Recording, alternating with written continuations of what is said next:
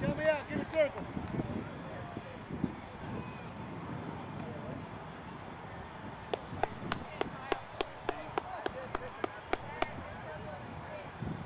Right here. Where you at? Right here. On me. Hold up, B. Stop.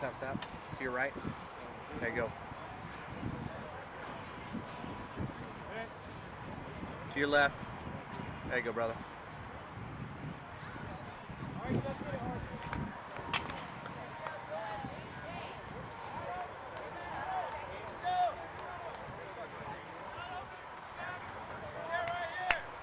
Let's go, Archers!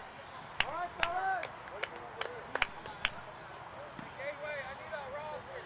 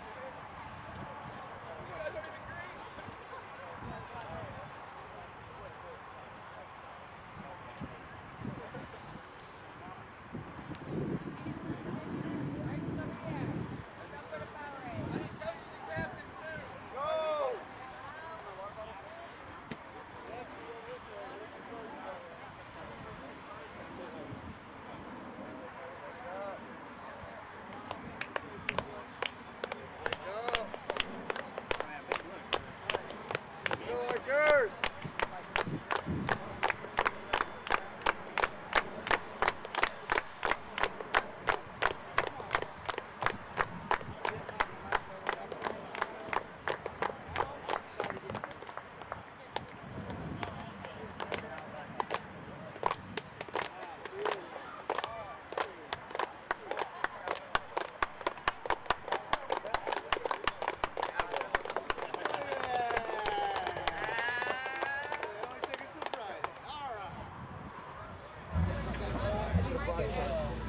Welcome back to the 2024 NBBA World Series of Beat Baseball, presented by Mind's Eye Radio and the St. Louis Lighthouse, and sanctioned by the National Beat Baseball Association.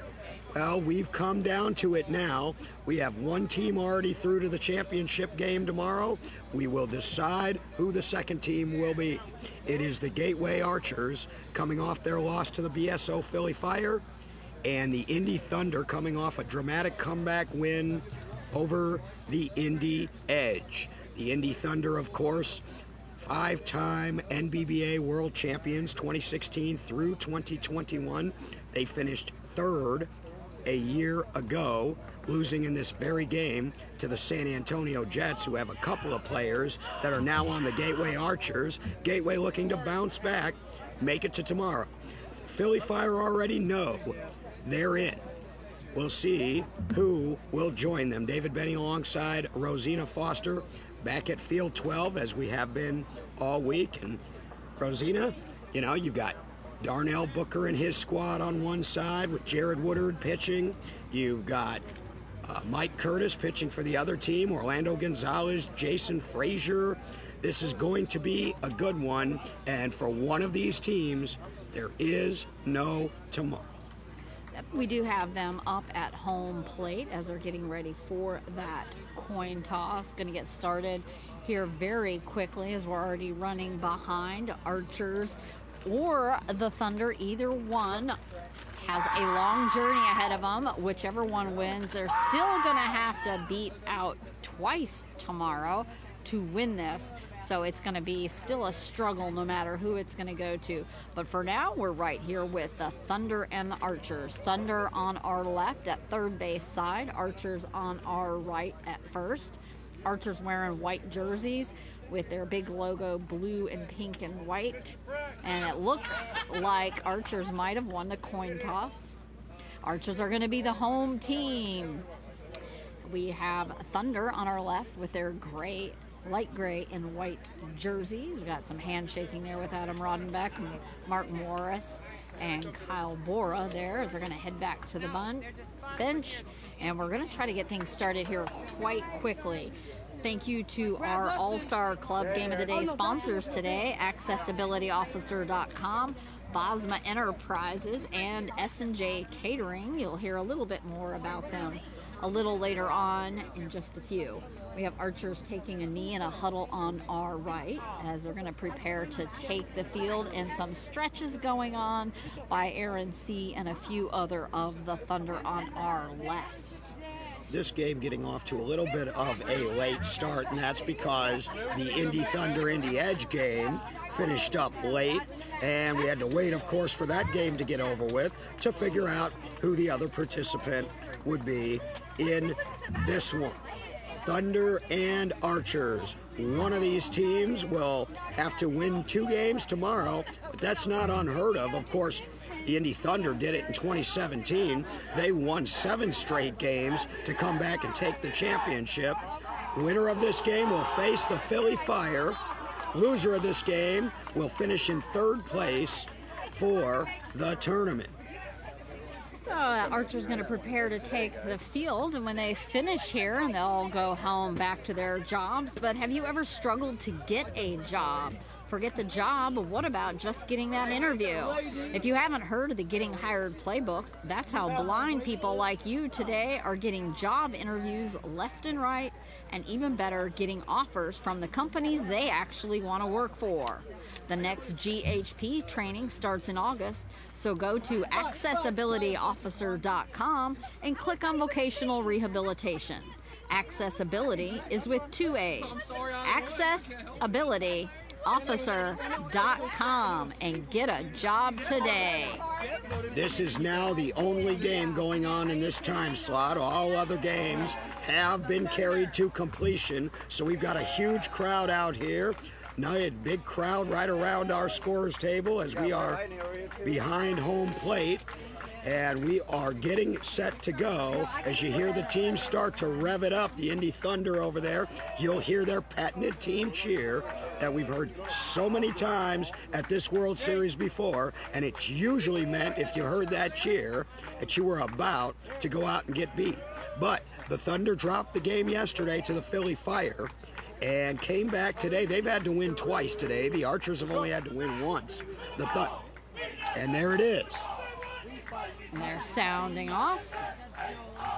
We do have the starting lineup for the Archers, which is going to be the same as what they just had in our previous. I have not received the lineup for the Thunder yet, but we will check it out as they come up for their start at bat. And they've just finished their cheer there. This is a rubber match of sorts. The Gateway Archers and Indy Thunder have played 4 times so far this season, each of them winning 2 games in the series while the other was at less than full strength. These 2 teams faced each other in Las Vegas, in Indianapolis, in Bolingbrook, and in Champaign, Illinois, each winning 2. The Archers winning the first 2, the Thunder winning the last 2. So who is going to take the season series and move on to tomorrow's championship against the Philly Fire? We don't know. We're about to watch this game, but I think we're going to see a good one. So we do have Cody Jeffries has stepped up to home plate, so he's going to be the lead off for the Thunder as he's waiting. It looks like the outfield is completely set. Last little bit of sunscreen being applied from umps and all our volunteers. Speaking of which, a big shout out to all those volunteers, scorekeepers, base runners, our umpires, people running bases and balls and water and moving teams from field to field. Great big shout out to all the volunteers who make this possible. Jaden Price is once again our plate umpire. Missy Lakowski is our scorekeeper for today's game. The coaching matchup, Orlando Gonzalez from the Gateway Archers and Darnell Booker, who will be going into the Hall of Fame in a little more than 24 hours, but he doesn't care about that. He wants his 6th championship as a coach. He also won a championship as a player way back in 1990 with a team called the Indy Eagles. So we have being called for all quiet. Jared Woodard pitching for Cody Jeffries. And Jaden says play ball we will. For the second spot in the championship game. It's going to be just underneath the bat. Cody Jeffries, the former Atlanta Chaos, he was last year's batting champion at the World Series, had the highest batting average of any player in the tournament. It's going to be a grounder deep into left as he runs for third. Justin coming up to pick that off, but not getting it in time. It's going to be the first run up on the board for the Thunder, Cody Jeffries. Dangerous combination of power and speed for Jeffries. 1-0 Thunder already, just getting started. Going to have Zach Bueller up next for the Thunder. And Aaron C. on deck. Now, Zach Bueller was a part of the Indy Thunder dynasty run from 2016 through 2021. Missed the drive for 5 in 2021 because he was competing in Tokyo in his other sport, which is goalball. He is a Team USA alternate this year, so he's on standby in case they need him in Paris. But lucky for the Thunder, he was able to be here. Dropping down straight at the plate.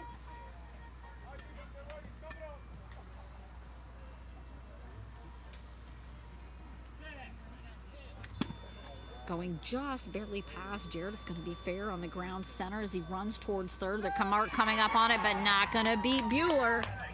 Well, if you're going to hit a short ball against the Archers, that's where you want to hit it. Try to get it in the middle and make Castaneda and Morris come a long way. 2-0, and those weren't even air balls.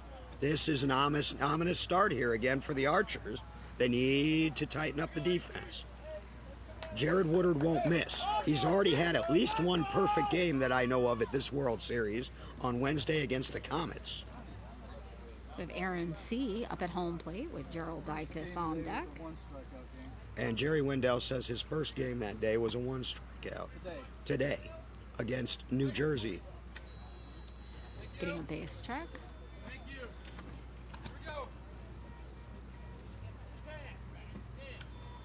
Just over the top of the outside edge of the bat.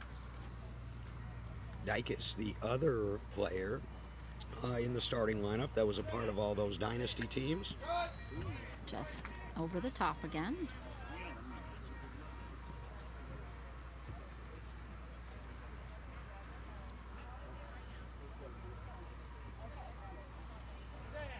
He's going to take a pass.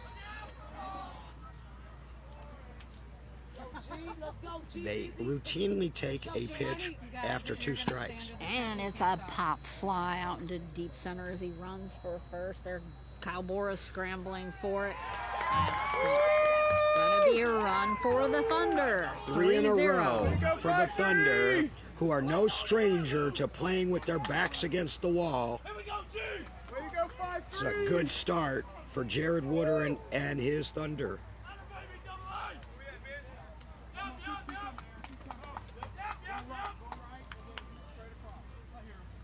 Gerald Dicus up. That was Aaron C. I think I mistakenly said Gerald Dicus. Here's No, Dicus. Gerald Dicus is up now. He's up now.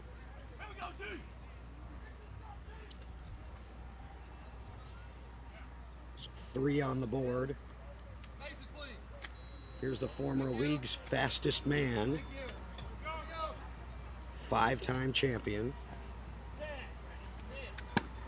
Pop up into mid-right as he runs for Look at that third. speed. Castaneda going to look for it. And that's going to be another run up. David Smith coming up behind Ricky to catch that, but not in time. Too much speed, and he got the ball in the air. 4-0. Hot start for Jared. Axel Cox up for the Thunder. Transplant from the Jets. How odd does that sound? Axel Cox with the Thunder, but there are 3 former San Antonio Jets players in this game. One on the Thunder side with Cox, and then, of course, Castaneda and David Smith. for the Archers. Archers have a defensive timeout out in the field right now. They are huddled up while the Thunder patiently waits in this breezy afternoon we have here at the Slicer Complex. Well, that didn't take too long. They burned a defensive timeout, and they haven't recorded an out yet. All three players we just mentioned that are former Jets players took second place with the Jets 4 straight years, twice to the Thunder and twice to the Edge, and 3 of those 4 years, those games came down to the last at bat. You know they're all hungry for a championship, but they can't all get one. Breeze is picking up. And a slamming grounder over in the left pass. Mark stopping it and grabbing that up. That's a good play, and that got on him quick. There's not very many shortstops that'll make that play as he smacked it. But Mark Morris, that's a good way to stop a run and a good answer after the defensive timeout. 1 out. This is going to be Joel Tolby. He is technically a rookie by NBBA standards because he has not participated in a World Series. Tolby's been around a few years, though. Got broke in with the Indy Edge. Joined the Thunder this year. He's got a lot of power. Not a ton of speed. Ready for the pitch. We're having a time right now for that golf cart behind us. Of course, the missing piece in this lineup is Kyle Lewis. Got injured in warm-ups yesterday. Wednesday, in fact. I don't expect to see him. And that makes a difference, but it's going to be up to Tolby to pick up the slack now in the starting lineup. And getting a little tap on it, dropping straight down. Booker's going to grab that and toss that back up to Jared. This is going to be similar. I think it's going to take 15 or so runs to really be comfortable about winning this game. High pop up as he runs to third. It's dropping mid-center, and they're scrambling. They've got him out. That's another Mark Morris running over there to snag that up. Boy, he covered a lot of ground, and much like he did in the first inning against the Fire when he had all 3 putouts, he's got both of them here in this inning. Jared isn't missing a beat on these bats, though. And now back to the top of the order. Cody Jeffries just stepped off of home plate as he sets his feet. Enormous crowd out here on both sides. This looks like a championship game crowd to me, no? It's getting close.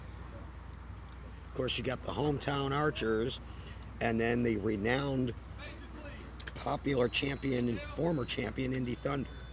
Have the base check, and we're now ready for that pitch.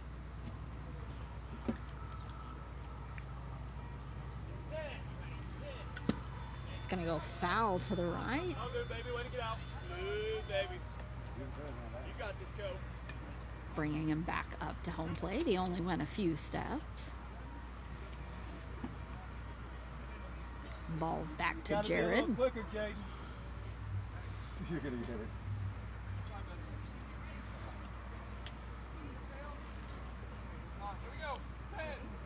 Just starting to pick up some of that traffic noise.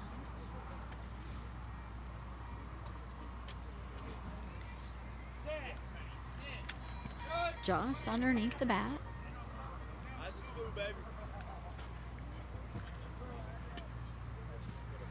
Let's see if he takes this one here. He's resting the bat on his shoulder, so that looks to be the case as he turns his rear shoulder into the ball as it comes across the plate.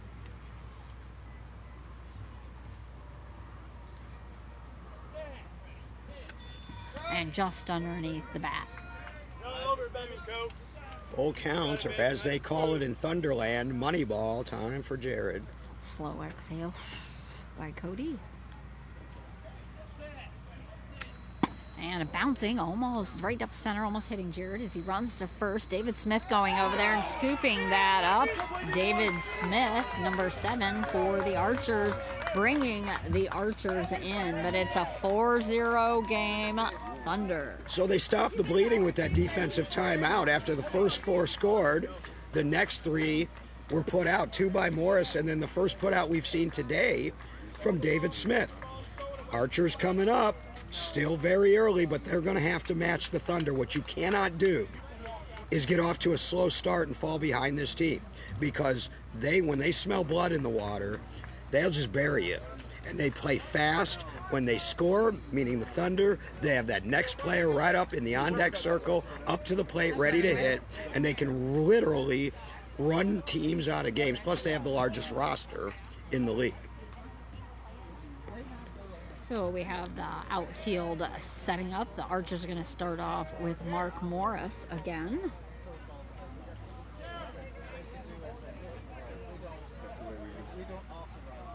And it looks like we have Adam Rodenbeck, so he's going to be the defensive swing. Do we have an Archer's batting order? Let's go over that, Rosina. It's the same as what they just had. We have Mark Morris, Justin Holland, David Smith, Kyle Bora. We've got Ethan Johnston and Ricky Castaneda. Oh, they've got Bora in the batting order for Crussell this game. He's a defensive, well, let's see. Oh, no, Rich Crussell is batting. He's the hitter, and Kyle's fielder. Mark Morris. Mark Morris everywhere, go.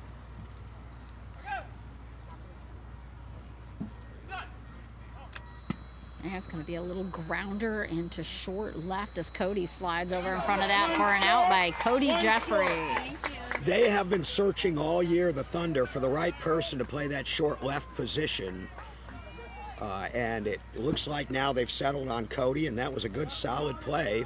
One leadoff hitter and shortstop, retiring another one out Thunder for the Thunder defense. And this is what Gateway can't do. They got to get the ball off the ground.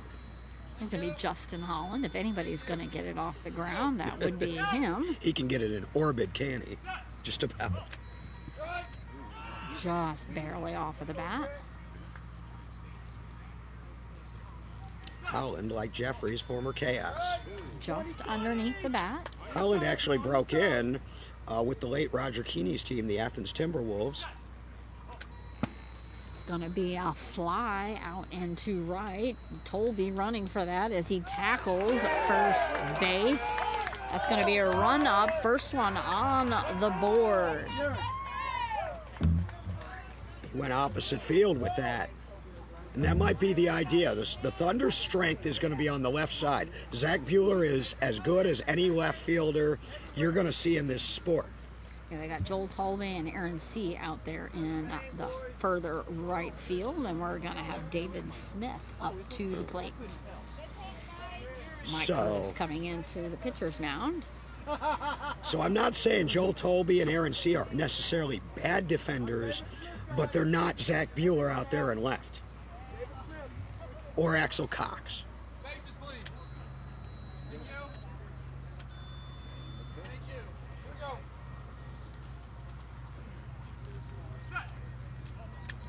Just underneath the bat. David listening to instruction from Mike. And it's going to be a pop fly coming down short and left as he runs for third. Cody Jeffries coming up, but there's not enough time for that. David Smith taking out third base and tripping back over it as he comes back in, but giving the Archers two. It's a 4-2 game, bottom of the first. And 2 straight air balls, and they both scored. That's the game that's got to be played here by Mike Curtis and the Archer offense. Rich Crussell up at the plate. Waiting patiently as Cody gets reset back out in the field. Jaden getting the check from the field. Have a plane coming by overhead. How about the BSO Philly Fire knocking off in succession the Bayou City Heat, the Indy Thunder, and the Gateway Archers? That is no joke.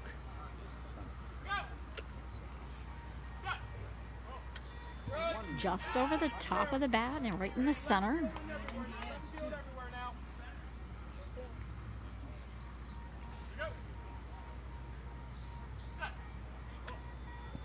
Just underneath the bat, split the difference.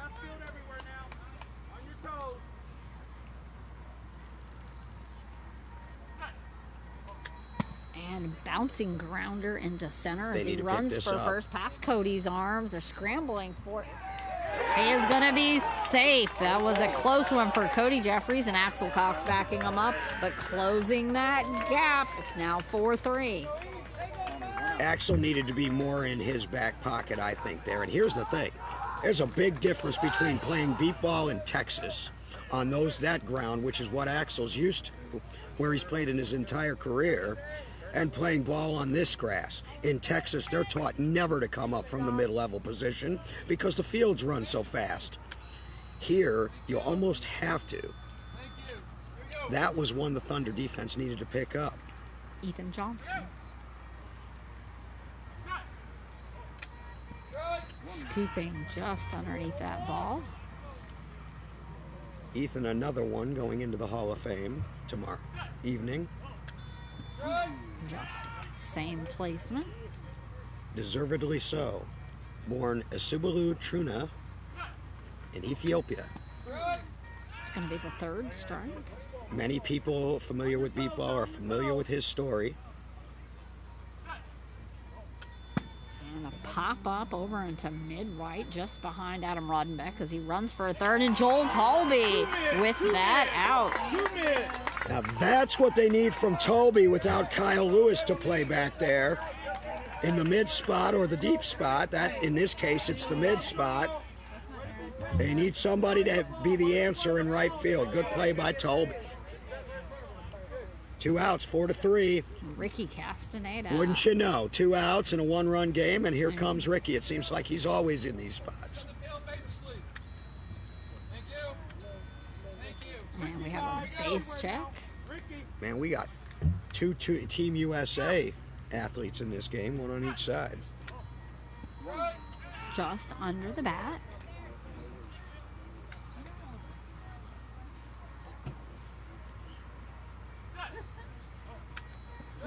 Just over the top of the bat.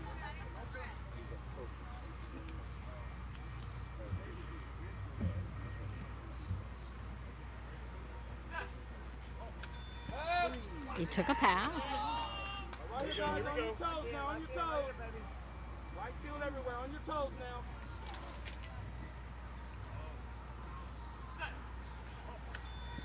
Just over the top of the inside corner of the bat.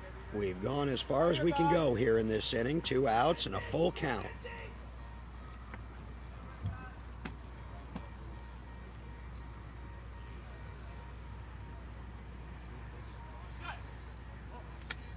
And he's not going to do it this time. That is a strikeout for Ricky Castaneda, bringing the Thunder in as we head to the top of the second at a 4-3 game for the Thunder. Bosma Enterprises, navigating blindness. Bosma Enterprises partners with socially responsible companies that have a focus on supplier diversity. We help them expand their sourcing options with high-quality goods and services. These partnerships create jobs for people with vision loss who would otherwise face a staggering 70% unemployment rate. Bosma Center for Visionary Solutions is located in Indianapolis and serves hundreds of clients each year all over the state of Indiana. Their experienced staff, more than half of whom are blind, offer personalized programs. Those initiatives help adults gain the life skills they need to remain independent. For more information, visit Bosma, BOSMA.org.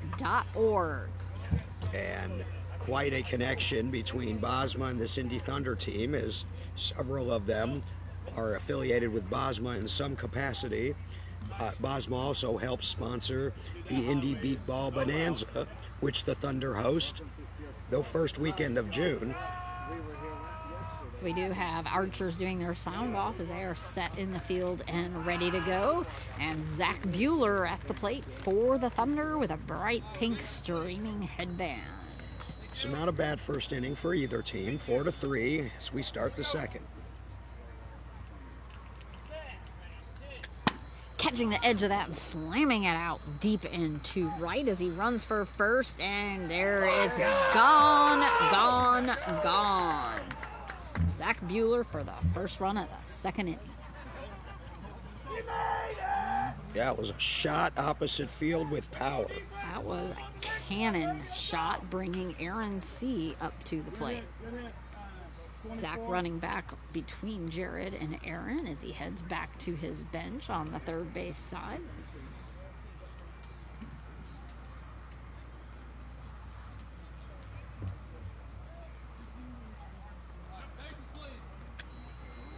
Have a base check on first and third, and Aaron exhale and at the ready. Just catching the edge of that. AC, of course, a member of the Indy Edge his entire career until this year. Came to the Thunder as part of their rebuild, which now is over. Again, repeat, pop fly out into deep left as he runs for first. Ricky running back for it. Ethan Johnson he tumbles over first base, and that's another run up for the Thunder. A 6-3 game at top of the second. And both of those balls were banged opposite field. And if they can do that, they're going to be tough to beat. Gerald Dykes, speed demon there, up at the plate. Good hit, AC. Good hit. Good hit back, baby. Good hit. Aaron coming back up behind the batter. Well, Jared came to pitch today.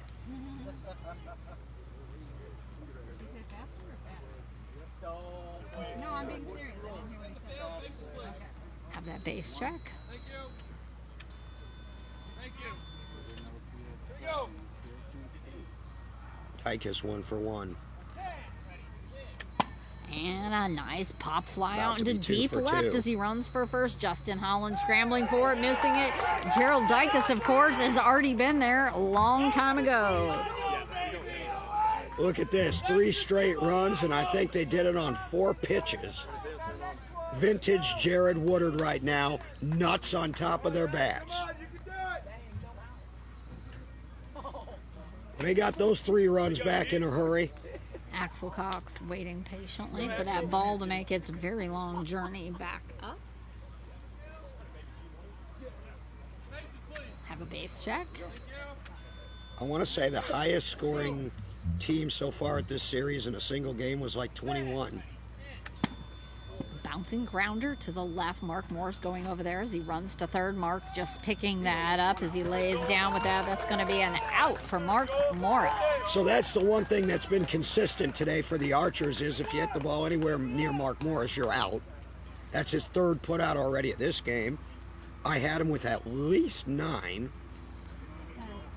As Missy says 10, I'm going to go with our scorekeeper on that.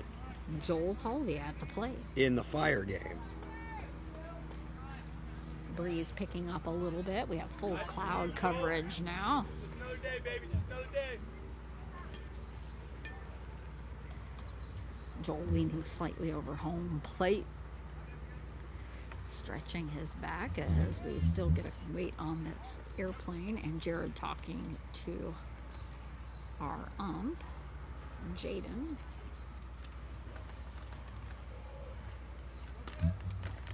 All right, here we go. Bases, please. Thank you. We have our base check, and Joel is ready for the pitch. Here we go.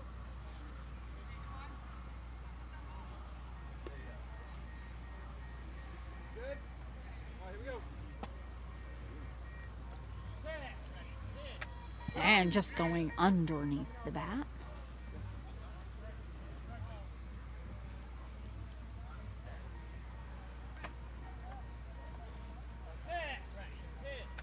And bouncing grounder right up the center as he runs for third. Mark running over to grab that up, and of course he does. Another out for Mark Morris as he runs to center. So 5 putouts in the game for the Archers, 4 of them by Morris and 1 by Smith.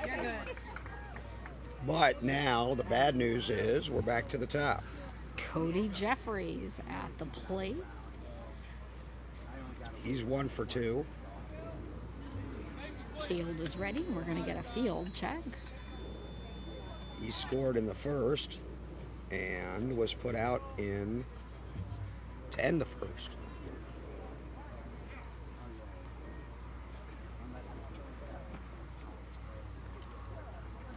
12 batters in so far, no strikeouts for Jared. That's not surprising.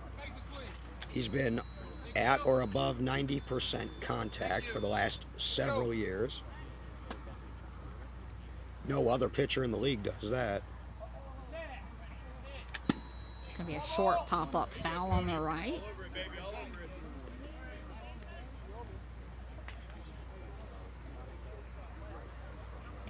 Bat back up, touching home plate as he realigns. Quick little shimmy of the feet as he adjusts.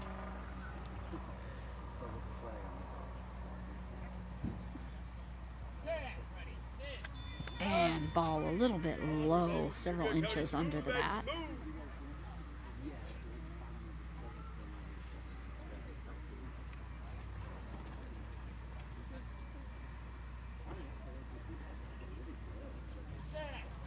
Gonna take a pass here.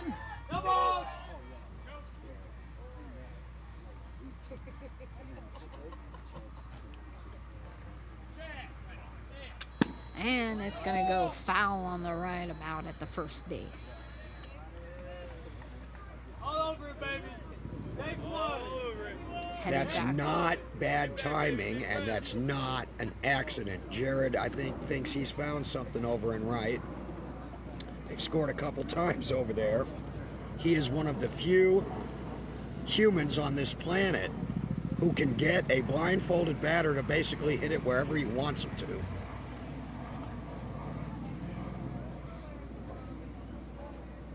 That time they just missed. Here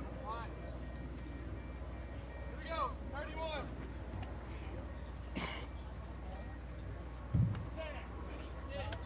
And it's going to be a pop fly out into center as he runs to third. Ethan Johnson headed over there, but he's already on it. 8-3 now at the top of the second as the Thunder inch away. Ethan, a great defender, and he has been for a very long time. Made that closer than it probably should have been, but with that kind of speed and that kind of air, it's almost impossible. And they are just relentless right now. Smashing it out in that backfield. Got to keep it away from Mark. And as long as you've got the power to get it over their heads, they're going to get that done. Zach Bueller at the plate. Jaden bringing the ball back up to Jared. And wearing his full baseball helmet. These teams were the number 1 and number 2 seeds coming into this tournament. Philly Fire had beat them both. One of them's going to get a crack at them tomorrow. Who's it going to be? Thank you. Here we go.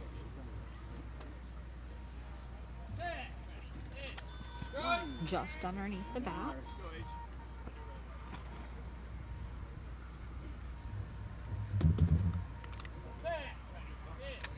Catching the edge of it at line drive, almost taking out Jared as it goes up the center. David Smith laying down to grab that, and another out for David Smith. David Smith's fighting for the first championship of his career, and you can tell, I mean, he wants it so bad. It came oh so close a couple of years in a row. He's playing well. That's his second put out already back there. Have a conferring of our umps out in the field as the Archers head in. They're checking on a double call. Obviously, that wasn't a close play, but checking to see if there was a double call. I don't think that they're going to get that. We do not have that. Thunder are not going to head out until they have verification on that.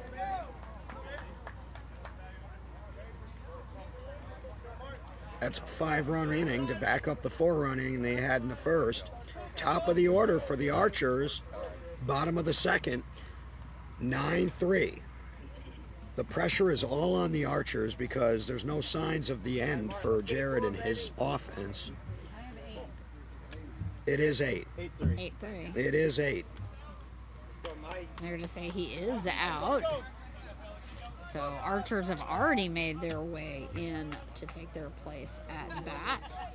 And the Thunder is going to have to make their way out onto the field. I took math class, folks, and so Yeah, that's why I'm a lawyer. But look, part of it is also, and we depend on our scorekeepers for a lot, and we try to keep our own score, but we're not using a scoreboard over here, folks. We can't just look up at some board and tell you what the score is. So, but it is 8-3.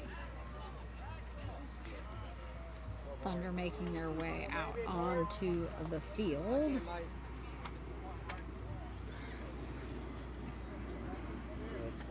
Axel being the last one making it out onto now. He's going to have to hurry it up a little. It's trotting out there into the field.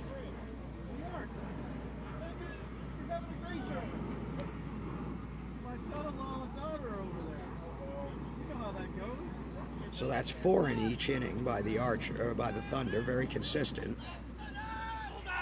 Sound out from the Thunder.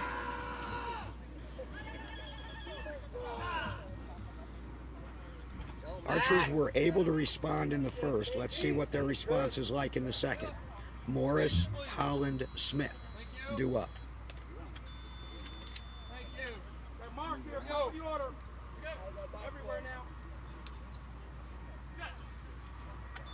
And he hit Mike as it went line drive down the center. Hey, also communicate, guys. Communicate. Mark back setting up at home plate.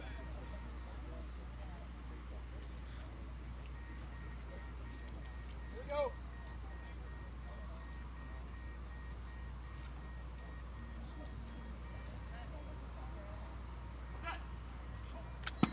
Pop up short left as he runs to first. Cody Jeffries coming up on top of that. He's already at the base. That's going to be a run for the Archers as they close that to only a halfway lead, 8-4. Mark and Cody seem to keep targeting each other there and then getting into foot races. That's a good hit for Mark and a good start to the bottom of the second for the Gateway Archers. Justin Holland.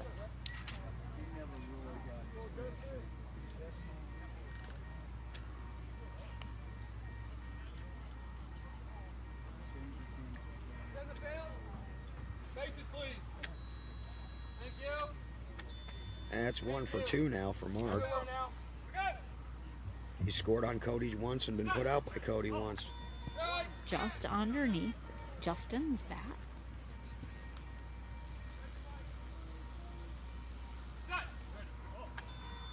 Just underneath again. You don't want to be under his bat. You don't want a grounder. You want to be over if you're going to miss. Just ticking it and it dropping straight down.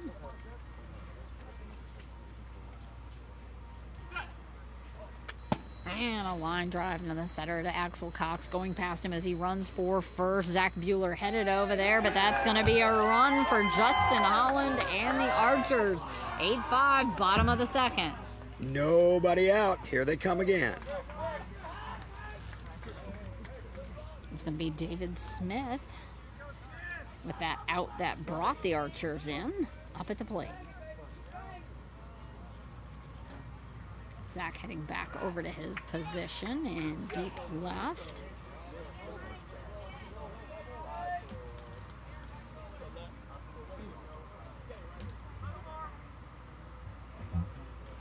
Archers need to keep closing that gap. They can score with this team as long as they can put the ball in play. You can't give away outs. Just over the top of the outside edge of the bat. So far, 1 strikeout in the game, and that was Ricky Castaneda to end the first. And a line drive out into left as he runs for first. Zach Bueller bounced off his face. Oh, we're going to have to see on that. I have no clue. What a play by Bueller. What's the story? Both teams think they've won the day. I have no clue on that one. We're going to be Jaden's going to be conferring. He's headed out to the field ump. I've already checked first base. He's rounded that one quickly. He's on his way to Mike Woodard at third.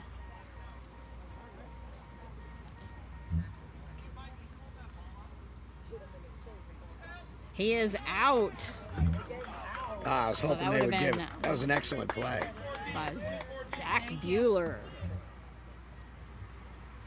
Dave, you know we do actually have umpires on the bases in this game. Yes. Jerry Wendell giving us some information. We do have NBBA certified umpires all over the field here. Jordan's on first and Mike's on third. So Mike Woodard on third and Jordan Simpson on first. Had the edge won today. Had this been the edge in the Archers, Mike Woodard was ready to get the plate umpire assignment, but he is related, of course, to Jared Woodard, and so he defers Thunder games. Getting in check on another ball here. Tossed in to Mike Curtis. Holding that up for the field. Rich Crussell at the plate. Faces, please. Thank you. Thank you. Russell, guys. Everywhere now. And it's going to be a grounder over the left. Pass Cody to Zach as he runs for first. And Zach Bueller, easy, grabbing that up. How about that in the deep left position? Zach Bueller, the best in the business over there. 2 straight putouts. Bam, bam, out, out, Zach Bueller. Looks like we've had a substitution. We've got Chad Dillon in batting. We have a sub. So he's the lefty 5 stick for 21. for Gateway. Where's number 5? He was a Gateway Archer original. Looks like he is in for Ethan Johnston. He, along with Kyle Bora, were a couple of the 2 Archer originals, and then they built their team around him. Faces, please. Thank you. Jason Frazier built this program with Mike Curtis and Orlando Gonzalez in much the same way the Thunder built theirs. And it's going to be a grounder to left. Adam Rodenbeck just passed his hands as he runs to first. Joel's trying to come up to help him, but that's going to be a run for Chad Dillon and the Archers. That is now an 8-6 game, only trailing by 2. You can hear the cheers from the Archers. Balls over here. That'll fire them up. And that was probably a good coaching move. I actually thought that they might pull that trigger earlier today against Philly to get a lefty in there. They did it now and it worked. It's going to bring Ricky Castaneda up to the plate as the outfield readjusts back over. Well, 2 outs again, and so here's Castaneda again. Get that out of here. I have some more balls coming up.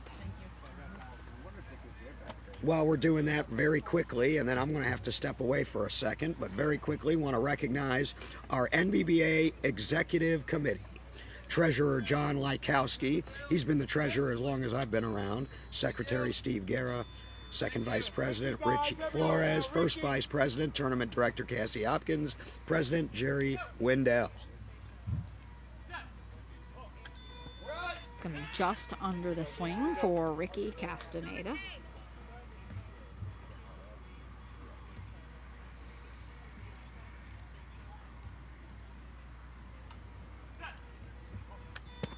And it's coming off the inside as it goes pop up into left past Cody, and that's gonna be safe. They said Zach just narrowly missing that, so Ricky getting up on the board. That's a huge run, and he just flipped the lineup. Ricky Castaneda coming up aces again. The Texan. Castaneda, the Team USA blind soccer player.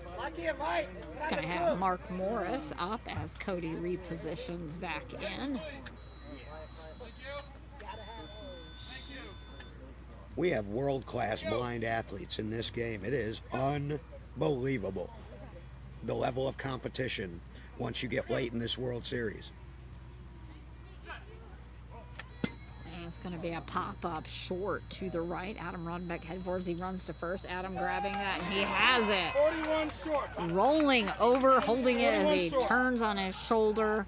Adam Rodenbeck for the out, bringing the Thunder in. This is an 8-7 game. Thunder leading as we head to the top of the third. Punch, counter punch. 4 runs for the Archers, 4 runs for the Thunder in that inning. We are 2 innings in, and basically nothing's been decided, Rosina. Hey Philly, are you hungry?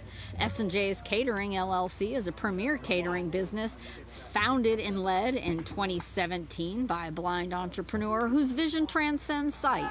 S&J's Catering LLC exemplifies resilience, creativity, and dedication. Renowned for its exceptional culinary artistry and impeccable service to the Philadelphia area.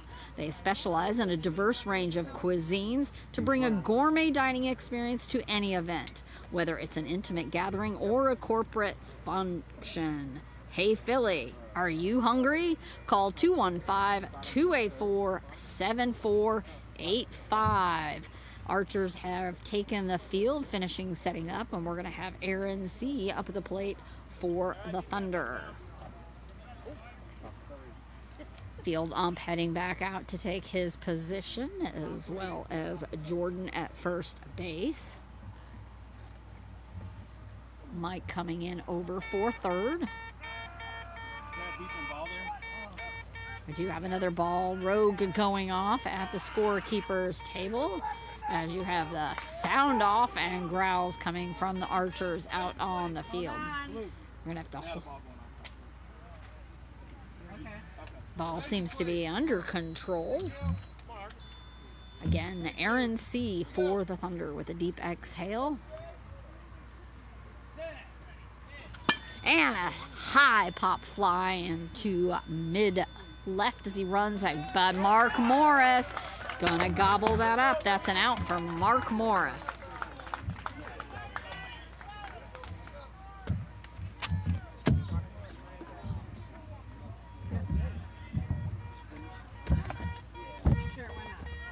Gonna have a new change in a ball here. Gerald Dicus up for the Thunder. Waiting for that new ball to come into play.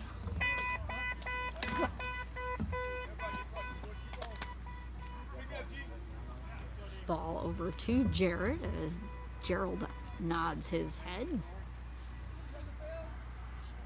The field is set, and we're going to get a base check. First and third.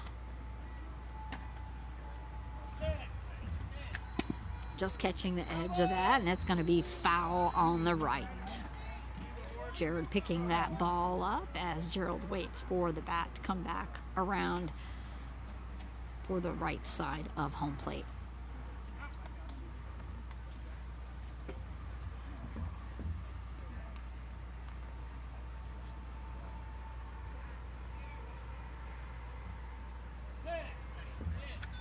And it's going to be a pop-up into center. David Smith trying to stop it with his hands. And he's going to be safe. Kyle Bora bounced off his hands. David Smith trying to get it, but not in time. Gerald Dicus with a run.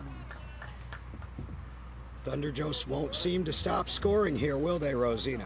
It's a 9-7 game. Thunder with Axel Cox up at a plate for the Thunder.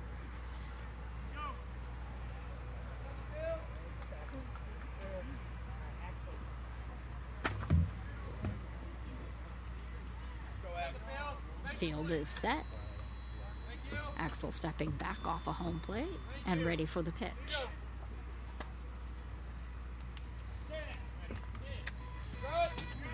Just past the edge of the bat.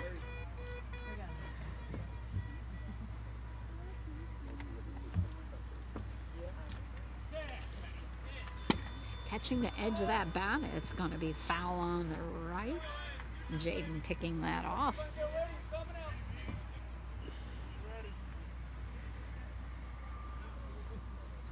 Jared tapping home plate just a hair there to get it into proper position.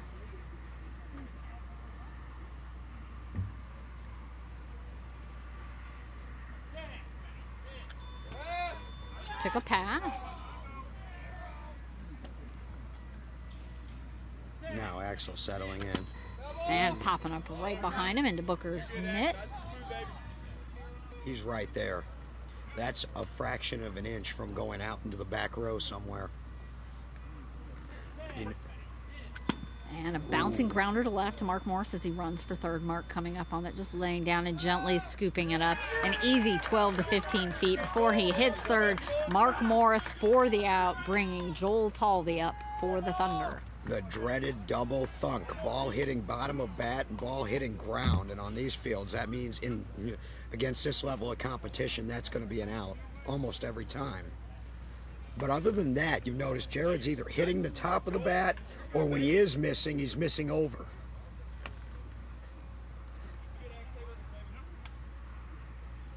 Field is finishing setting. Faces, please. Thank you.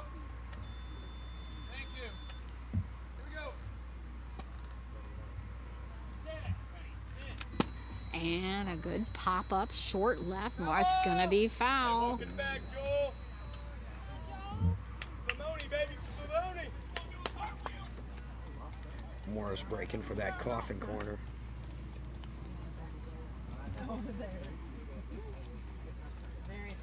Joel coming back up to home plate at a leisurely pace. There's no need to hurry. He wants to maintain some of his energy to repeat. Although I'm sure the Archers would prefer he hurried.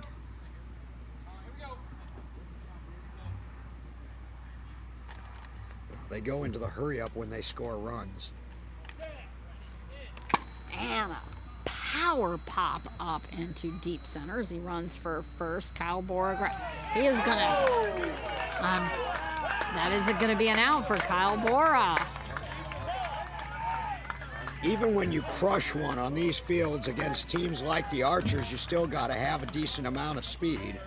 So that's going to bring the Archers in, and the Thunder's going to head out into a field. Justin, right? And just to thank you, we've had an amazing World Series out here this year. So just to recognize a few of those items, talk about some of the food that we have had here this week, DB. We have had Emo's Pizza. We've had lemonade from Raising Cane's, as well as chicken later. We've had Tucanos Brazilian Grill, having up those dinners for the first home run, as well as the offensive and defensive MVP from the Wool game. And later on tomorrow night, Schlafly's Beer will have some at the awards reception. So thank you again to those sponsors as the Thunder takes the field. It's been great. The whole week has been great, and that inning for the Archers defense was great. They only give up one.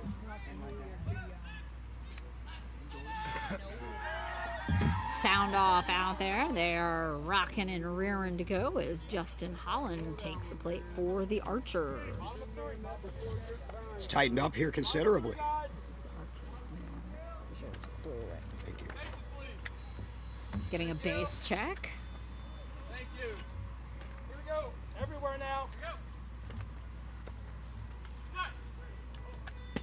Just popping off, and Cesar grabbing that in his mitt.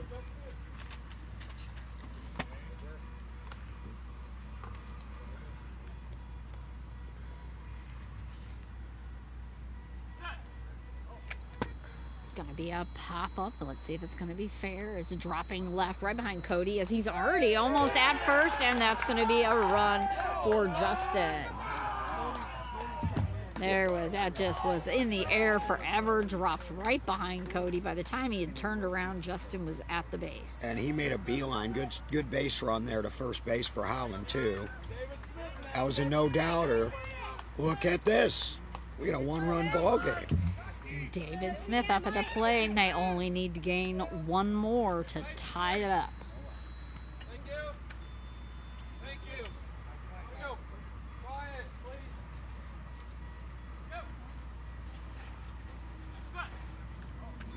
And just underneath the center of the bat.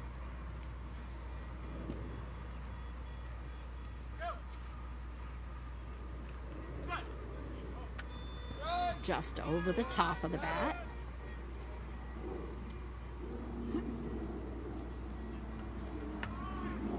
I gotta have a time for that loud plane up in the air. D. Smith already with a couple putouts in this game in his mid-right position. rotating the shoulder as he waits patiently at home plate. Trying to stay loose and limber. Ready for a powerhouse knockout. Everywhere now. Here we go.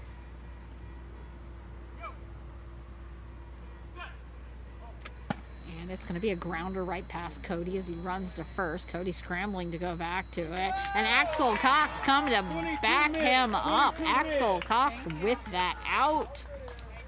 One former Jet puts out another, man. Brethren on opposite sides of the field, and Smith grounds one to Cox.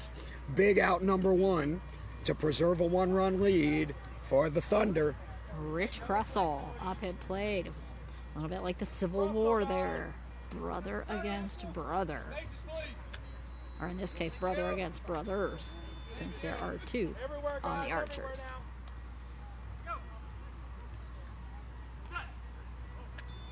Just underneath the center of his bat.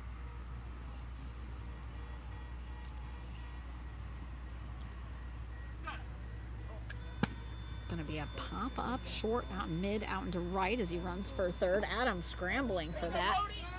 He is out.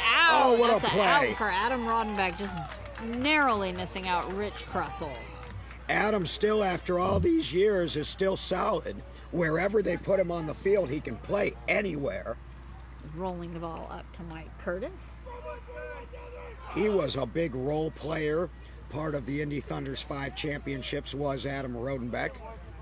He had to scramble all the way to behind first base to pull that one up. And this is going to have lefty Chad Dillon at the plate. Adam won. Oh! Oh, they've reversed that and said he was safe. So that's going to make it a tie game, 9-9. Well, they reversed the call. And that's a tie game, and that's a close one. That's tough. But they did what they were supposed to do. They conferred on it, and somebody other than the home plate ump had a better angle. That's a tough call there. Tie game. Still only one out. Dillon came in to pinch hit for Ethan Johnston and scored. Just underneath the outer edge of the bat. Lefty pull hitter Rodenbeck out there, and maybe Tolby too need to be ready again.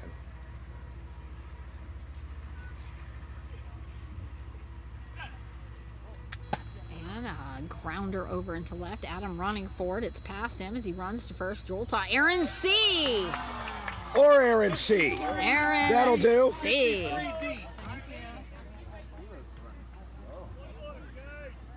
It's going to have Ricky Castaneda up to the plate. That With was how many outs? 2. What do you know? That's- Ricky again with 2 outs. That's kind of his signature spot, it seems to be. Last time he didn't quite get the job done. Let's see if he gets it done here. If he does, he will give the Archers the lead for the first time in the game. Playing overhead, very low, almost right above us.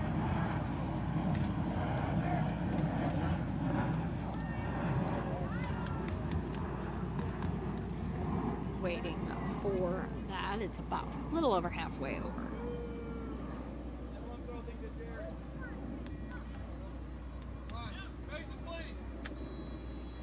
First and third. Again, there hasn't been as many planes this afternoon as it seemed like there was this morning. It's going to be out to right again behind Adam Rodenbeck. Joel running for it. He's got it. He's got it. Joel Tolby scooping that up before Ricky hits third. They're all making plays over there. Joel makes another one. Aaron made a big one over there. Adam had a close play over there. The Archers are starting to go to right, and the Thunder answered the bell halfway through, and it would appear we have a tie ball game. 9-9 as the Thunder comes in for their at-bat. Have you ever struggled to get a job? Forget that job. What about getting an interview? If you haven't heard of the Getting Hired playbook, that's how blind people like you are getting job interviews left and right, and even better, getting jobs from companies they want to work for.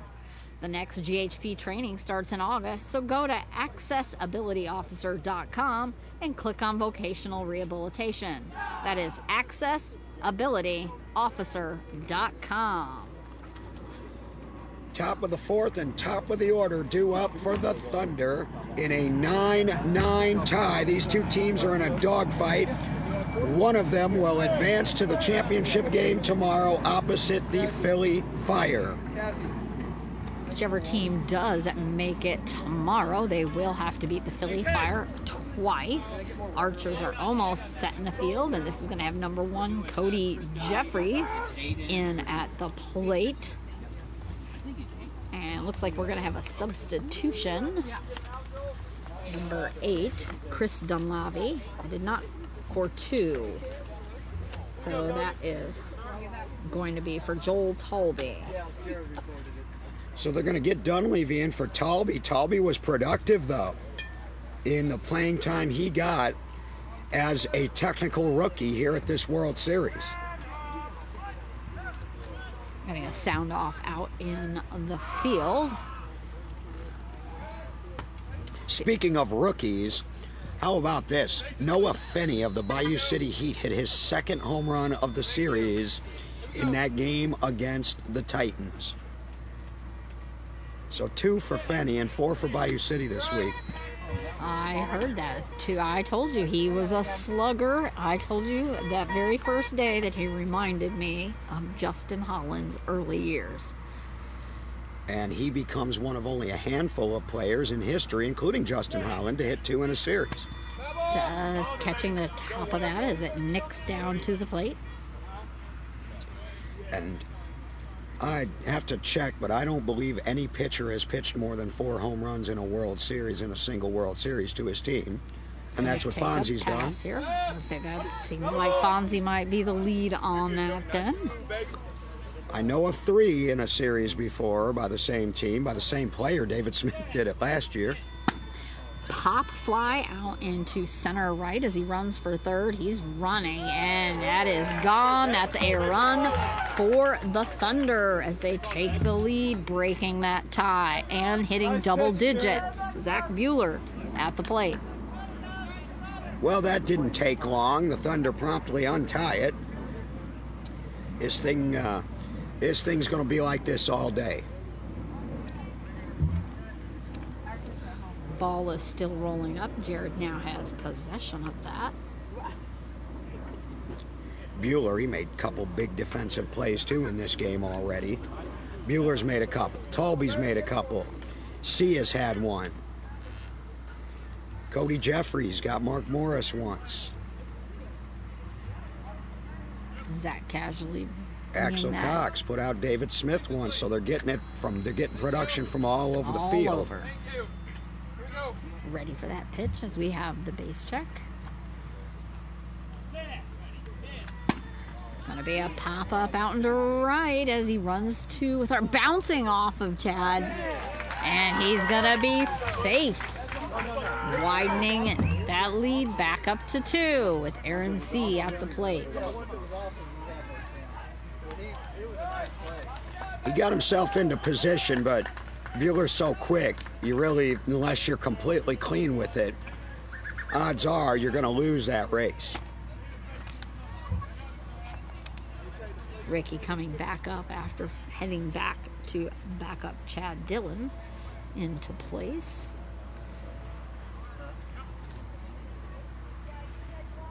Aaron C. talking a little bit with Jared there before Jared turned around and headed back to the pitcher's mound. Field is good. Thank you. Here we go. Bringing the bat up over the shoulder. And just underneath the bat.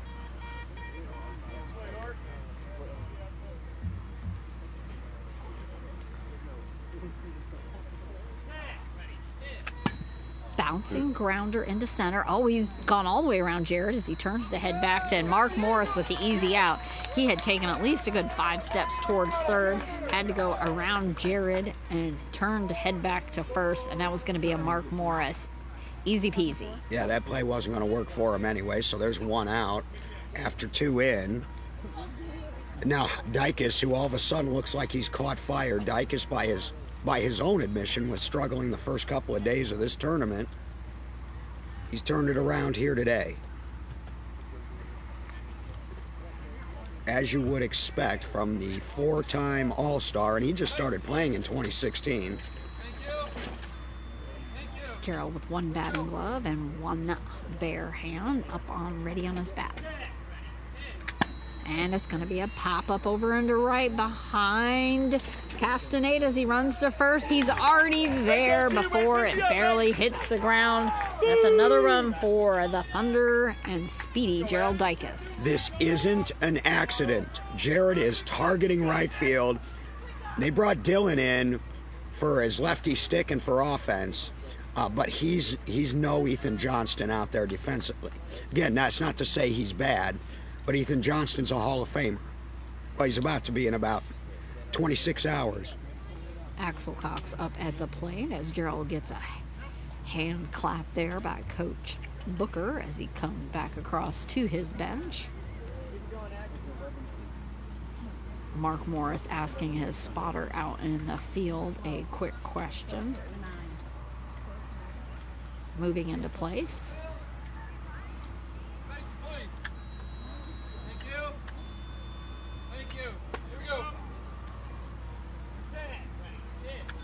Just underneath the outside edge of the bat as that rolls up under the scorekeeper's table.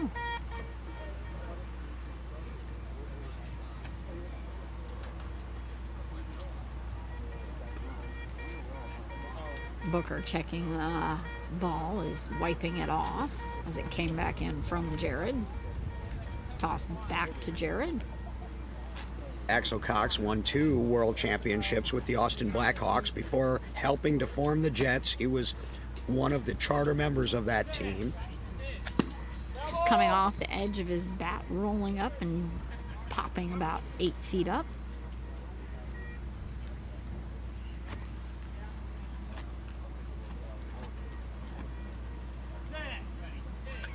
Taking a pass.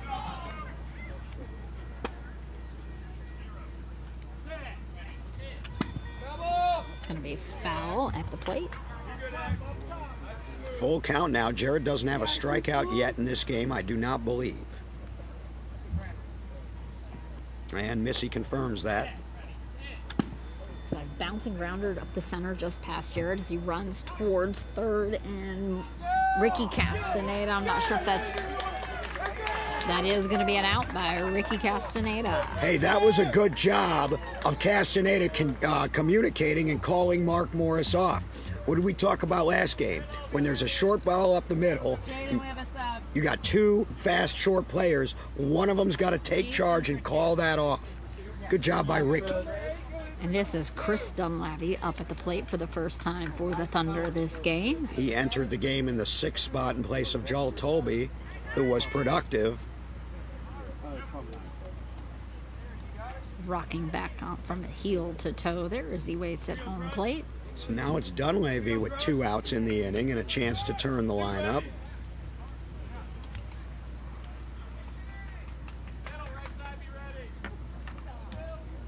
Dunleavy also a part of the Thunder rebuild. He was with the Indy Edge for several years. Came over a couple years ago. Again, rocking heel to toe and ready for the pitch. We had a time call just as they were getting ready for the pitch. The umpire granted it.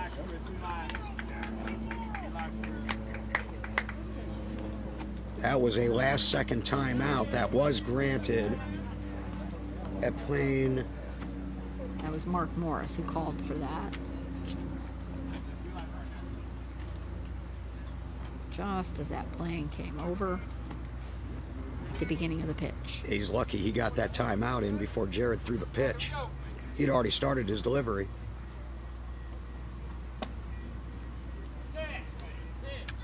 It's going to be a grounder right over to Mark Morris on the left as he runs to third. Mark laying down, just easily picking it up. About time he hit the halfway mark. So that's another out credited for Mark Morris. Well, that worked out fine for Mark, and that's a 3-run inning. It looked for a minute there like it might be worse than that.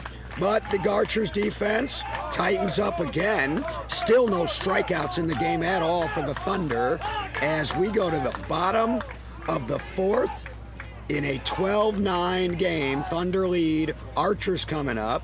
Now they will have the top of their lineup. Thunder finishing setting up. Adam still making his way out into short right as you see a little bit of convergence of the Archers at their bench. Mark Morris standing in the batter's box waiting before he heads out to home plate. Thank you to all the volunteers who helped make this game possible, hauling water, balls, bases, scorekeepers, base runners, and those base runners and scorekeepers, as well as the volunteers moving them. Thank you very much for assisting, in which this game would not be possible without your help. Mark Morris is at the plate now as Mike, the pitcher, is he's just patient. Okay, he's just talking with the spotters there. Booker coming back in from the field.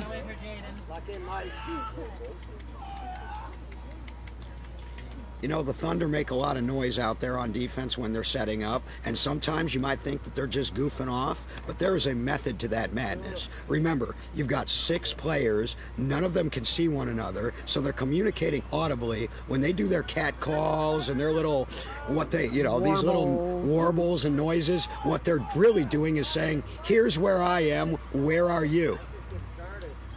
Jaden is talking with Mike right now, the pitcher for the Archers, on the sidelines at the first base. We're having a conversation about something here. Not sure. We have 2 spotters as well as Mike, all speaking with Jaden on the first base line. Jaden picking up the ball. We're going to have a time. We're going over a rule book. What do we have now? This inning hasn't even begun yet. Yeah, you get some water. They're going to bring the Thunder in. And they're going to bring the Thunder in, and we'll hopefully maybe get an explanation as to why a game with such a nice pace is suddenly being slowed down for a rules check. But as that Thunder heads in off of the beautiful field at Slice Soccer Complex, a great big thank you to our sponsors that helped secure it, Bill Jones and Sue Slocum and Richard Mark, all longtime Mind's Eye donors, as well as Ameren, Illinois, the power company for the surrounding area. Thank you for all those food donations from Emo's, Tucanos Brazilian Grill, Raising Cane's, and later Schlafly's Beer. Well, there's a lot of activity now going on in front of us at the scorer's table as they're going to consult about anything. Unfortunately, they can't include the rules committee chair because he's Adam Rodenbeck, who's playing for the Thunder in this game. So we have Jaden is looking up in the rule book, Jason Price looking up over his lap, Jerry Wendell looking on, Mike Woodard. So you got the league president, you got a couple board members, the umpire-in-chief of the league, and then the home plate umpire for this game. Talking about locking in our DH and DF, I believe. Not sure what this is in regards to. About moving maybe location on the field, possibly. Because it looks like Aaron C. has been moved over from right over to center. So I'm not sure who they were putting where he was. Well, I could guess Dunleavy. I was saying they probably put Chris over there, and they're saying he can't go there. That's what I'm guessing. All right, so they're going to pull their DH, and their DF is going to field and hit.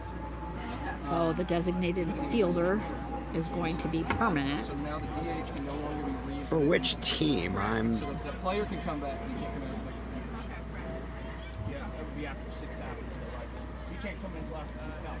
Right, yeah. So the position's never coming so back. the DH is getting subbed out.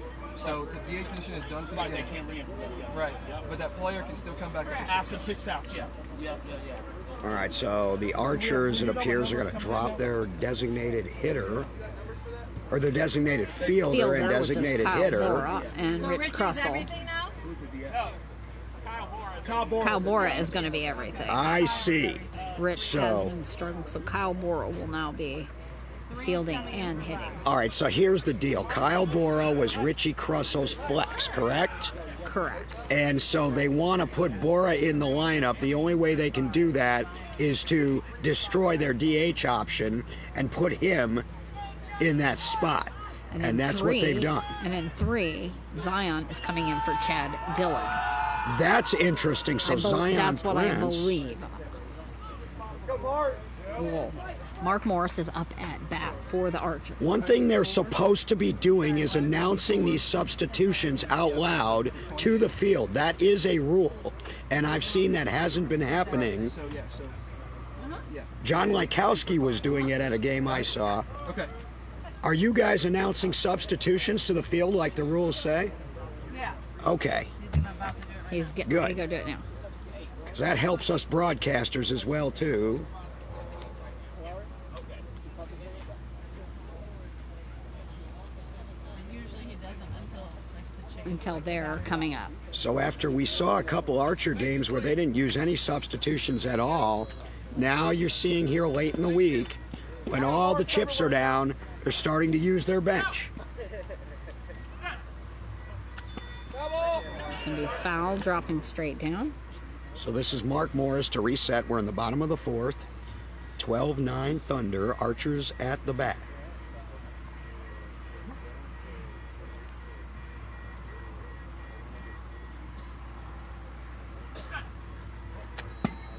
Pop line drive in the center as he runs to first, and he's going to be safe. I had Mike Curtis in between us. Wasn't quite sure who was going to grab that, but he is safe. Mark Morris. Popped it up and ran like the wind blows. Right in the middle of the Thunder defense, and now it's 12-10. Justin Holland up for the Archers. Back and forth we go. The Archers have never led in this game, but they did draw even after 3. The Thunder put up 3 in the top of the 4th. Archers now in those same double digits that the Thunder is. And that's saying something. We've seen games that have gone 6 innings between good teams and not Hit had double digits. digits. Absolutely, Rosina. Just over the top of that as he stumbles back a step after the swing. Gonna wait for this plane now overhead. At least it is not horridly hot for them out there standing and waiting. Still plenty warm, but not a killer. Pre-game ceremonies for the championship game get going around 9 o'clock, and the game should start on or about 9:30. That is Central Time.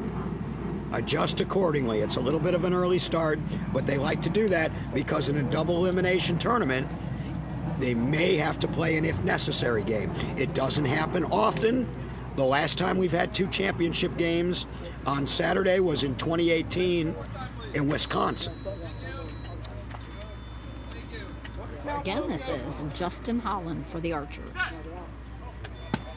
Pop up high and mid to deep as he Just runs landed. to third past Axel Cox. And he is safe. Now it's only a 1-run lead for the Thunder. 2 balls in the air, and that was in the air a while, and the defense in this sport is helpless while the ball's hanging in the air. They can't do anything till it comes down. Zach running over there to back up Axel, but there was not even time to get to that. David Smith at the plate as Justin Holland runs around behind him, headed back to the bench.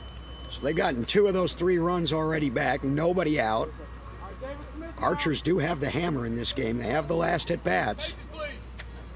And they've done a good job of keeping pace with the Thunder here after it looked like the Thunder was going to build a lead early. Gonna adjust third with Mike Woodard. Reaching his hand in there to move that back around to the speaker area on the base.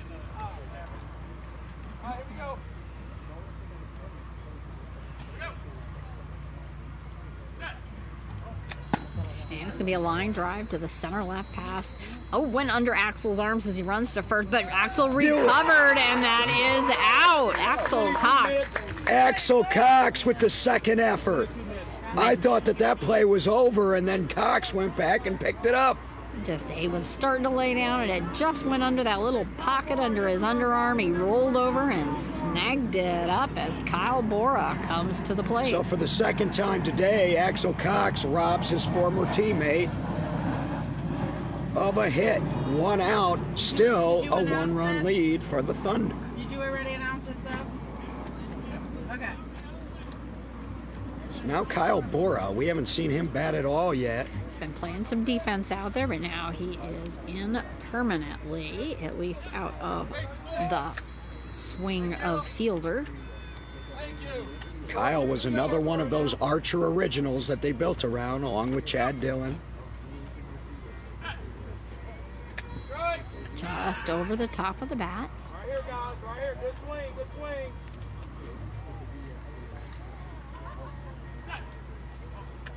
And catching it on the inside is going to be a grounder to the left. Cody rolling over there to grab it, and that's going to be an out. Cody Jeffries Thank you.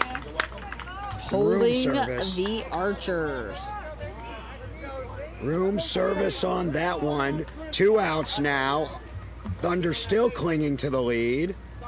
Just And- by 1 Archers. This is going to be Zion Prince up to bat for the Archers. His first at bat. Second-year player. This is certainly the biggest at-bat of his young career. Let's see what he does with the opportunity. He's got a lot of speed, but he is very raw. Just above and on the inside of the bat.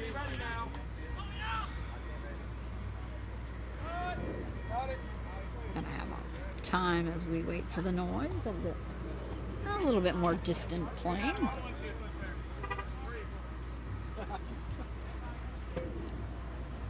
(12-11), bottom of the 4th.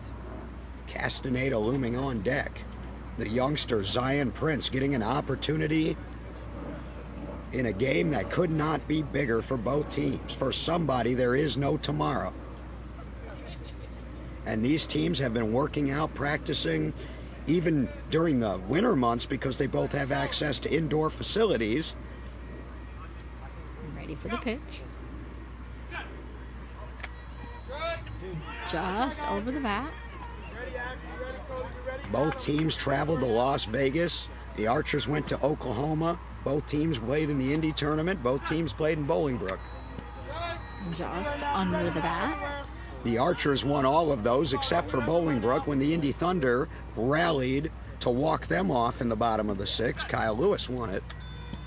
Just over the top of the bat for a strike. And that's going to end that That's it. inning. 12-11 as we head for the top of the 5th with the Thunder up at bat. So the Thunder once again cling to the lead. It was tied after 3. Thunder by 1 after 4. Who's going to blink first? So far, nobody really. Bosma Enterprises, navigating blindness. Bosma Enterprises partners with socially responsible companies that have a focus on supplier diversity. These partnerships create jobs for people with vision loss who would otherwise face a staggering 70% unemployment rate.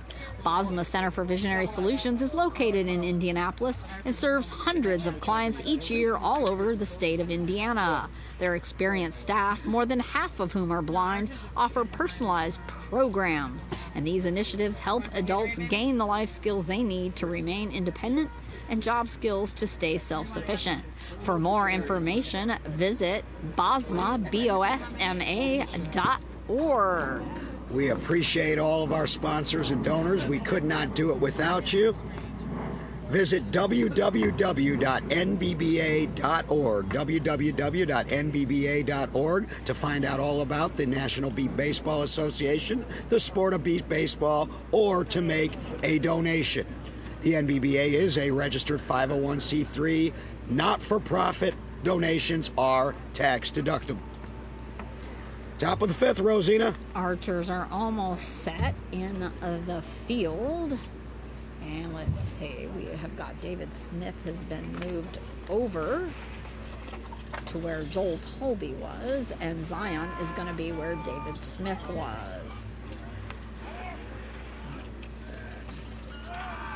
Zion is number 3. I'm seeing the top of the lineup here due up again This for the is Thunder. Cody Jeffries. And that's the part of the lineup that's made a lot of the noise here. Jeffries and Bueller and definitely Gerald Dykes. Some contributions from Aaron C. as well. Cody winding that bat up before bringing it up to his shoulder. Just underneath the bat.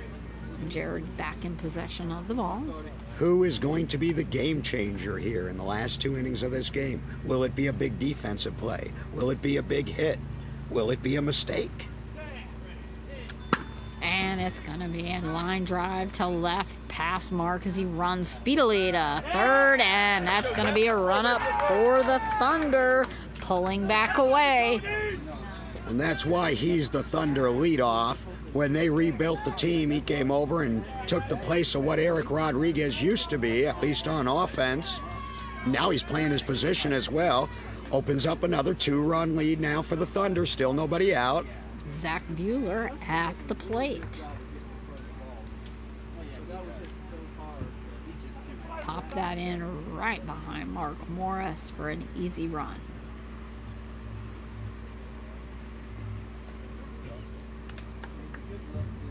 Jaden talking to Jared, the pitcher, as he waits for field is clear. First and third, sounding loud and clear. Just catching the edge of the bat and rolling just to the right of the scorekeeper's table next to Cam. Right on that. He was a hair away from sending that thing into orbit also.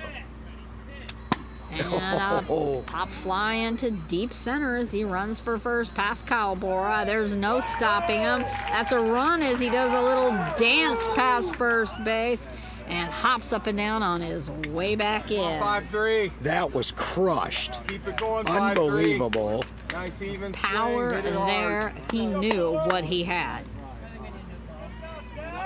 And that kind of strength is also why he is one of the top goal ball players, which is another adaptive sport for the blind and visually impaired. He's one of the top in the world. They could only take 6 to Paris, and they picked 2 alternates. He was selected as one of the alternates. I will reserve my opinion on that, but it wasn't my decision. But it benefited the Thunder in that they got their stud left fielder available for this World Series. Had he been selected to go to Paris, he would not be here. And I dare say perhaps the Thunder may not be either. Have Aaron C. up at the plate as we get a base check on first and third. Rotating that bat back up as he listens for the ball. Just underneath the bat. 14-11, still nobody out. Now the pressure starting to build again on Gateway. And a bouncing grounder over to reach just past Ricky Castaneda as he runs for first. Ricky rolling over it, holding it up. That's going to be an out for Ricky Castaneda. That's a play that's got to be made, and he made it. Good job by Ricky. He knows how to position and use his body. He's a world-class athlete, too, as we've been mentioning. His primary sport is blind soccer, but he ain't a bad beat baseball player either, let me tell you. Not bad at all. Gerald Dykes at the plate as Aaron C. makes his way back to his bench around behind the scorekeeper's table. So that's one enormous out. They're all massive now. As we get into the later stages of this game, somebody will be finishing third in this tournament. Somebody will move on for a shot to win it all tomorrow. Philly Fire are resting comfortably, waiting to see who they're going to play.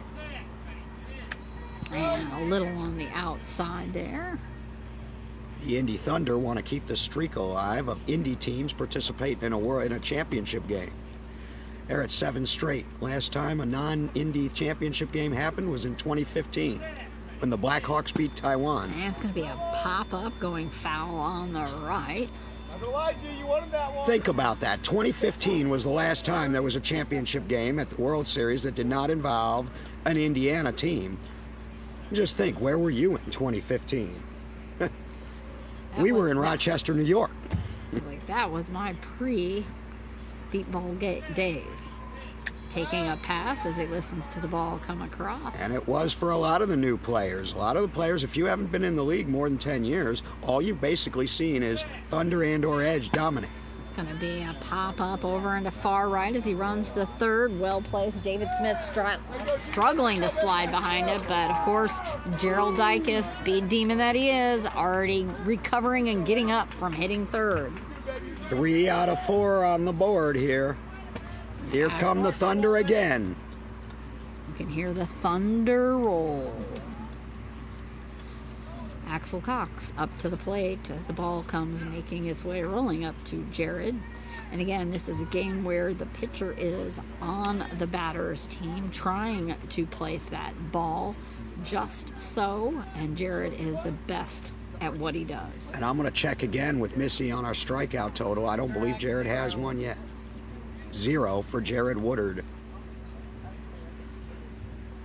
Standing patiently as Ricky Castaneda makes his way back up into short right. They're about, yep, I was about to say they're about to finish their 5th time through the batting order.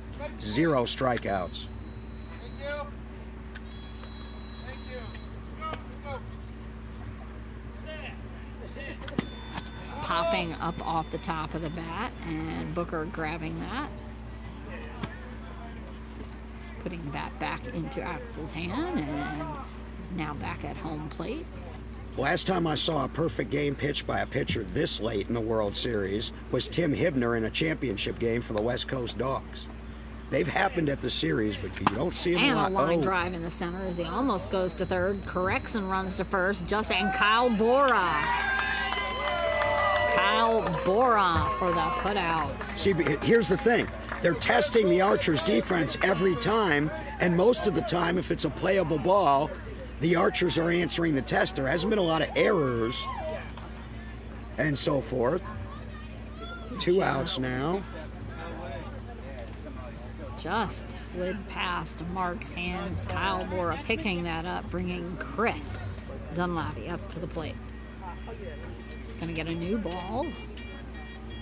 This might be the moment of the game for both teams. You've got Dunleavy up in the 6th spot with 2 outs. You've got Cody Jeffries, who's been on fire, as has Bueller.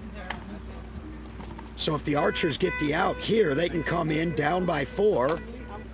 If they don't, they could parlay this into a big Thunder inning, which the Archers at this stage can't afford. Couple tosses back and forth between Jared and Booker with the new ball as Chris waits by, rocking heel to toe.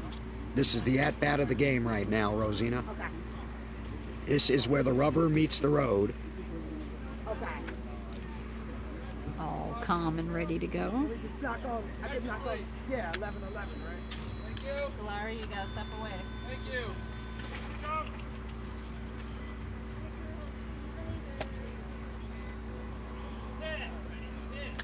And he plows it up into right as he runs to first.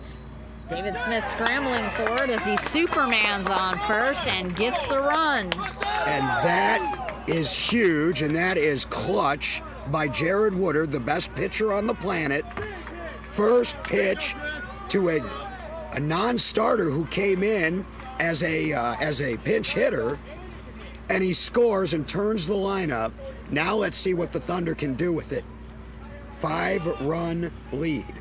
Has to be a little discouraging for the Archers out there in the field as they make their way back into position. But that was a good hit again, opposite good field. Excuse me.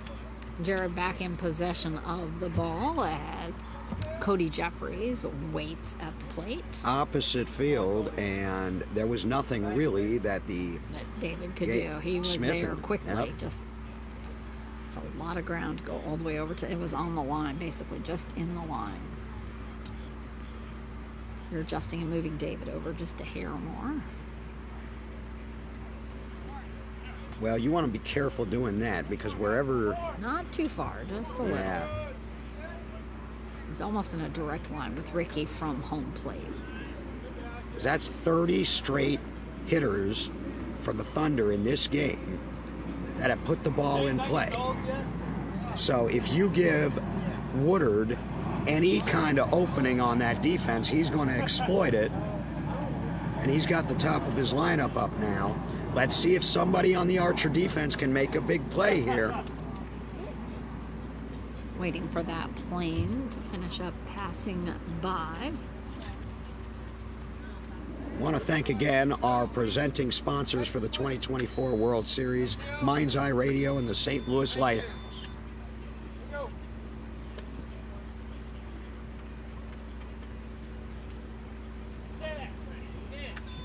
Just underneath the bat.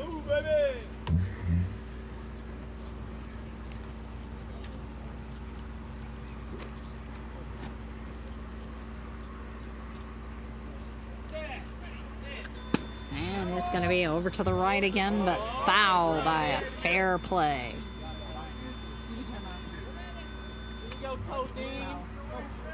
That was foul by an easy amount. Ball back up to Jared.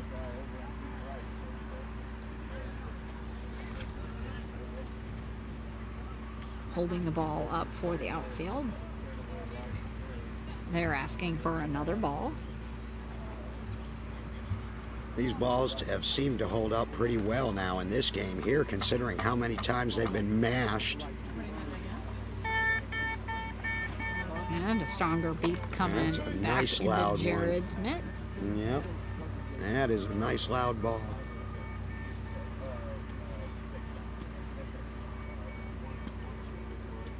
Couple tosses up to Booker. Boy, they were rolling along, and now we've had another stoppage. Let's see, it hasn't affected Jared yet. I doubt it will here. But you hate to see so many interruptions when you've got a game that's rolling and flowing. You can't help air traffic. You can't help ball changes. But this has had a really good flow to this game. Cody sitting with the bat up on his shoulder, waiting as he takes a pass. Kind of a as it went by.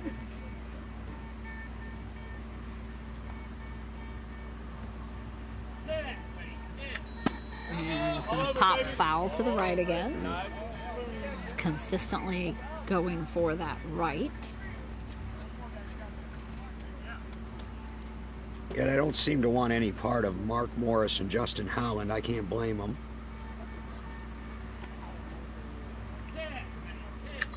And it's going to be a grounder over to Mark Morris. Mark going to lay down on it, and he has that up, and that's going to be out. How does it feel to want, as my old man used to say? That's a grounder right to Morris, and that ends the inning. But the Thunder put up 4. I have 16-11 heading to the bottom of the 5th. Thunder in the lead. Archers need to keep fighting back. Archers all heading in. Thunder going out to the field. Thank you to Bill Jones, Sue Slocum, Richard Mark, longtime Mind's Eye donors, as well as Ameren, Illinois Power Company for the surrounding area. And also our sponsors for our 250 beat baseballs needed, Cardinals Care and St. Louis Cardinals, Hannigan Realty, and Major League Baseball's Fantasy Kids Foundation. Thank you to all of those sponsors. And after every Game of the Day stream, we will announce our Andy Hannigan Team Realty and Hannigan Team Realty Player of the Game. We've had a couple of pitchers even win that. I don't know, man. Jared right now is 31 for 31 contact and counting. Might maintain that and make it a third pitcher. And unless we go to extra innings, he's only got 3 more chances to strike somebody out because we're going to the bottom of the 5th. I don't think he's going to do it. We'll see. You know, there's the old urban, the old myth that you don't talk about perfect games or no hitters on a broadcast. I don't believe in that. If you've got one going, let everybody know. And right now, Jared Woodard is 31 for 31 with 16 runs. The Archers have made 15 putouts in this game on defense.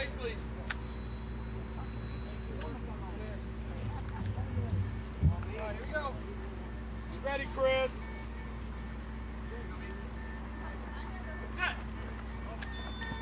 And it's going to be a strike for Ricky Castaneda. And to Mike Curtis's credit, He hasn't had many strikeouts either in this game. Both teams have made the defenses make plays. Just what you want. It's going to be another strike for Ricky Castaneda. Ricky is the one who has maybe struggled just a little bit, although he scored a big run, but may need more. He's taking a pass on that. So now he's got to swing.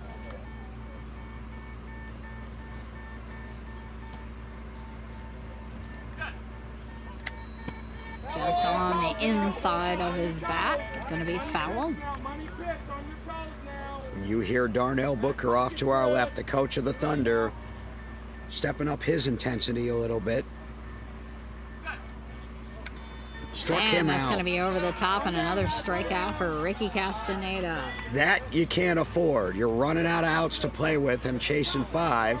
Top of the order, Mark Morris. Mike Curtis really needs to focus, dial it back in. He's got 3 of the most prolific run scorers in the league today, and Morris and Howland and Smith coming up. They need runs, I would say, probably out of 2 out of 3 of these hitters, at least. Is Mark Morris at the plate? We do have that base check. Because if you don't, they might not get another chance to bat, depending on what happens in the bottom of the 6th.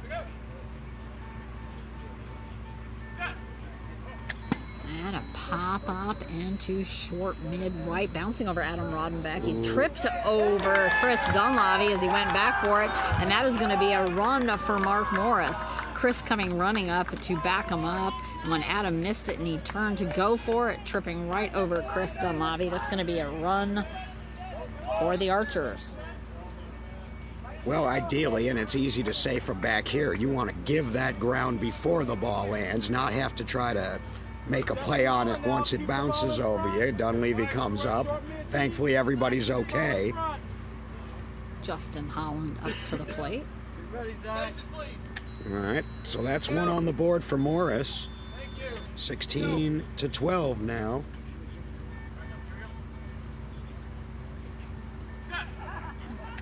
And it's going to be a grounder foul on the left. They don't want ground balls right now in this situation from Justin Howland. You want a line drive or you want something in the air here? Mike heading back up to pitcher's mound.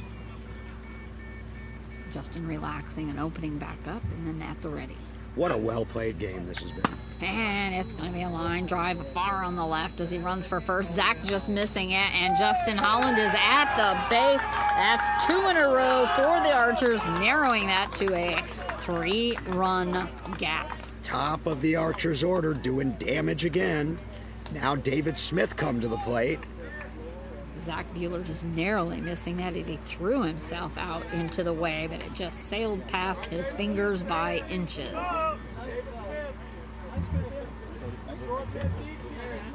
We are going to have a substitution on the Archers. I believe it will be Nathan Lawson. He is a rookie, and he is a good-looking rookie. He wasn't able to make it early in the week. He has just gotten here, and it looks like he's going to come in for somebody. I'm a little bit hazy about who, but first David Smith. Just above and inside on the bat.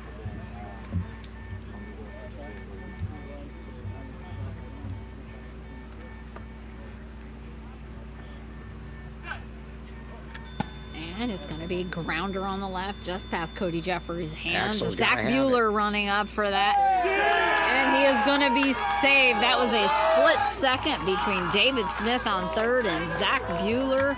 But that's going to go to the Archers. That's a play that needs to be made, though. That's a ground ball into the heart of the Thunder defense. Mark that play. Let's see how big that comes up. That was the first little blink that we've seen in a long time from either defense. And we're going to have Kyle Bora up to the plate.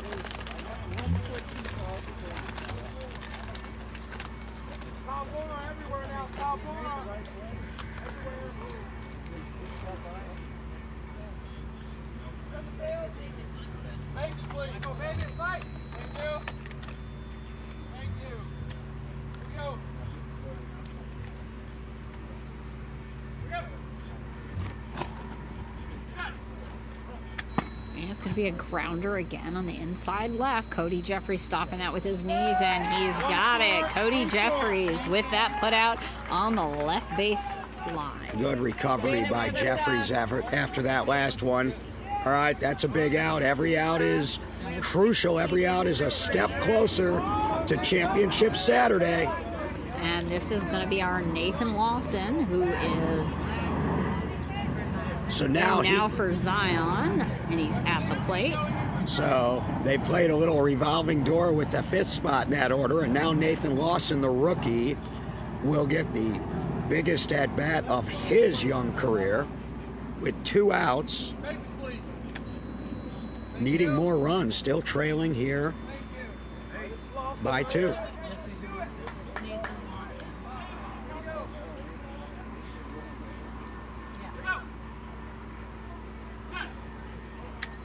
And it's going to be foul on the right. He was a little late on that swing. It would have been a nice line drive, but outside and foul.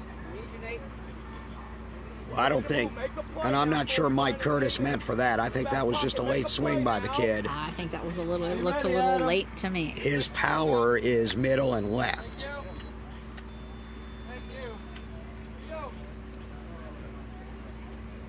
He's having to back off the plate a hair.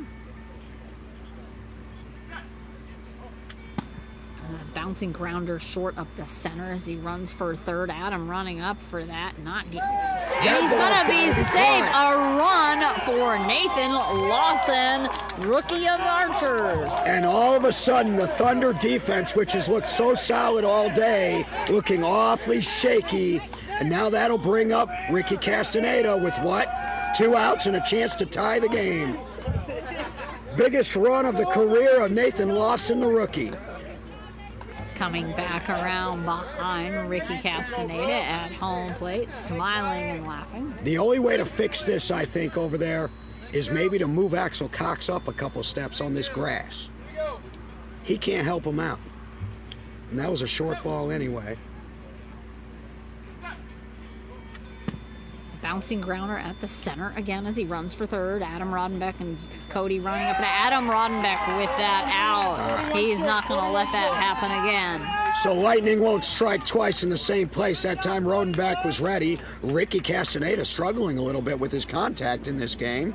And that's the end of the inning. The Thunder clinging again to the lead. Punch, counter punch in this heavyweight fight for the right to survive and advance to Championship Saturday. Rosita, we're going to the 6th, the final inning of regulation. 16-15 Thunder.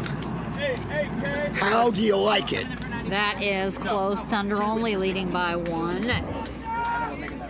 In the top of the 6th, it is just a nail biter. And hey, Philly, are you hungry? S&J's Catering is a premier catering business founded and led in 2017 by a blind entrepreneur whose vision transcends sight. They specialize in a diverse range of cuisines, bringing a gourmet dining experience to any event, whether it's an intimate gathering or a corporate function. From the initial consultation to the final bite, we take pride in making every occasion special. Hey, Philly, are you hungry? Call 215-284-7485. And it looks like we have number 21 in for number 2 on the Archers. 21 should be, is that Demetris Morrow? 21 is back Ethan Johnson. Oh, that's Johnston coming back in. He's re-entering, and you are allowed to do that. The re-entry rule requires you to be out for 6 outs. So we do have the Archers standing along at the baseline. So Ethan is now in before they get ready to head out to the field. So now they've got their starting right field defense back in there. As the Thunder lead by 1. Heading to the top of the 6th. Archers have the last at-bats in this game, so Jared knows he's going to have to put in some work here. What a game this has been. What a well-played game by both sides. So in the field, field, they subbed Demetrius Morrow for Nathan Lawson, but then I just changed it so Ethan Johnson. So Ethan Johnson is in. Okay. Yeah, I was like, where did That's Demo what go? That's what crossed me up a little bit, is I thought they were bringing in Demo, and then they changed their mind. They did. That makes sense to me. I mean, you want Ethan out there if he's healthy. My first people game. I don't know why you wouldn't. So it's a good move there.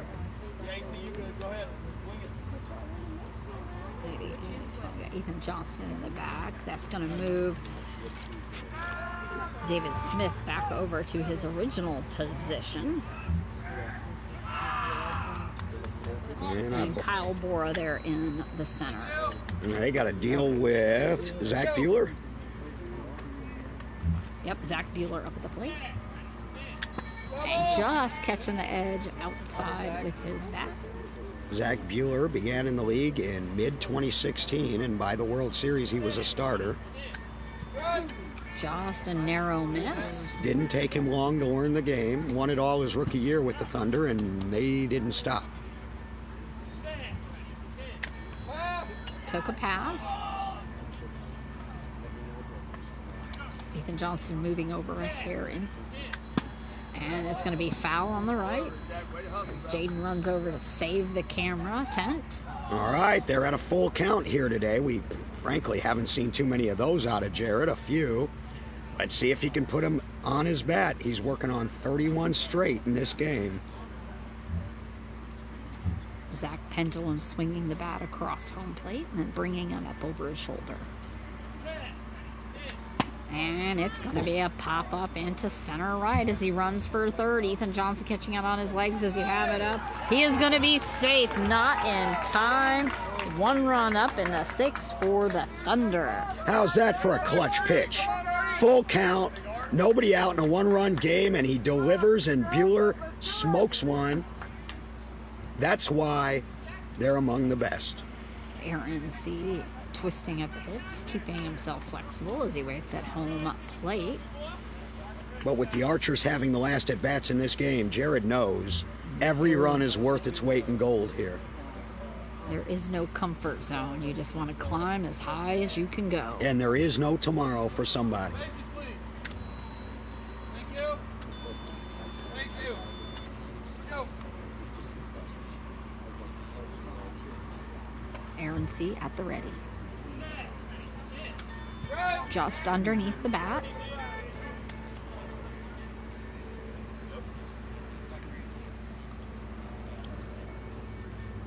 Z has home run power. Catching the No, edge of his bat. It's not going to be a this little time. grounder, barely fair. I know it's going to be foul as Ricky Castaneda comes creeping up on that. Aaron C. will come back to make a better play. And probably breathe a sigh of relief. He didn't want that. Tapped his hands as he was coming back, much happier with the foul call. Aaron, you didn't want to do that, bud. This is the last game of the day here at Slica in this 2024 World Series. All that'll be left after this is to determine a world champion.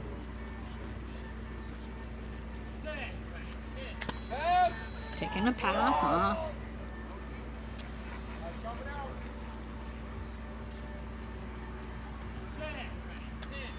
And that's going to go just underneath the bat. Another one to a full count here. Jared connected with Bueller on a full count. Let's see what happens here with Aaron. And it's going to drop straight down for another foul. Mark Morris trying to run right up on that before it even got started.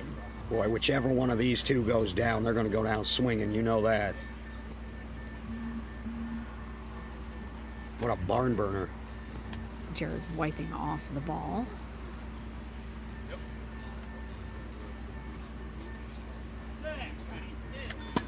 And foul back to cameraman Cam.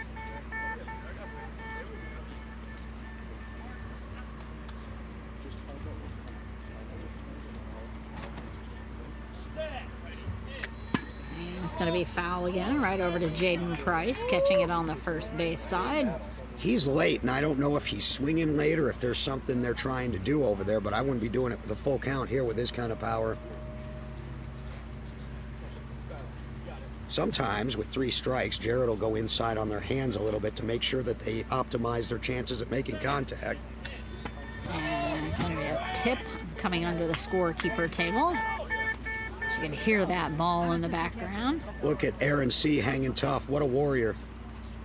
Won a couple of rings with the Indy Edge. And it's going to be a grounder into left just past Ricky Castaneda as he runs for first. David Smith crawling after that. And he's going to be safe. David Smith not getting it up in time. And the Thunder bench goes crazy. The Archers gave him one back there. That was a ground ball that needed to be picked up. It was not. 3-run game now. 15-8. 18. Thunder leading with Gerald Dicus at the plate. Still nobody out. And now Dicus, who's been hot, hot, hot all day long today. He is, for a player with with more than 100 career at-bats at the World Series, he is one of the highest career batting averages in this, his 8th season. Over 600.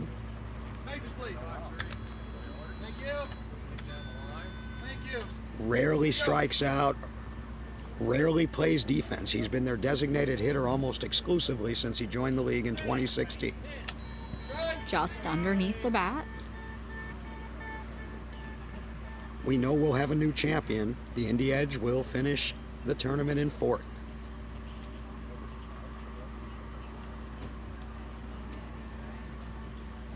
Not having Nick Mulherron hurt the Edge. And a short little pop-up foul back over to Jaden again.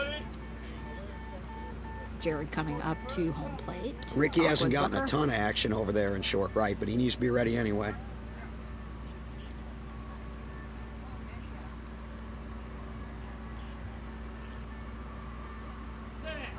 He's going to take a pass.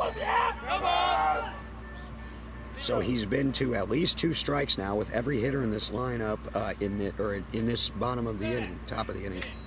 And dropping straight down. And the 3rd straight batter to go to a full count now as the drama builds. Gerald regripping his bat. Gerald, a registered nurse by trade. And it's going to be foul as it drops straight down about 3 to 5 feet in front of Gerald. This looks like a replica of Aaron C's at bat here a little bit. Very lengthy.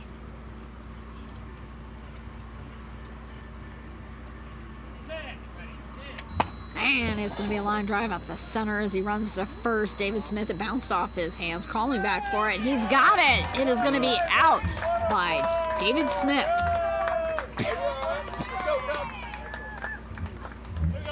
Be Axel Cox up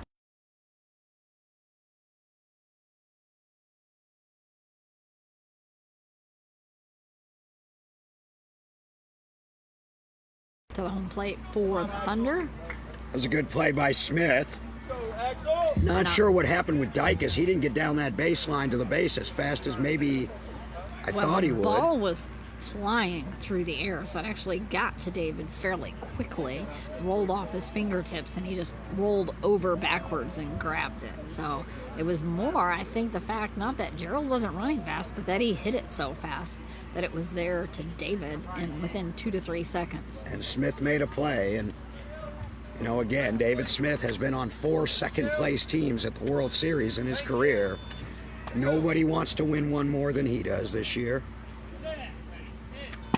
Axel Cox with a short pop-up into left. Mark Morris territory as he just crumples down and grabs it. That's another put out by Mark Morris and the Archers. More shutdown defense by Morris. He made it look easy. It wasn't. That ball was in the air.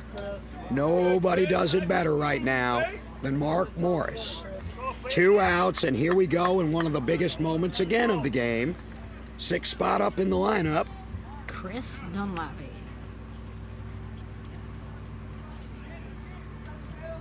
He turned the lineup his last time up. Cashed in on this.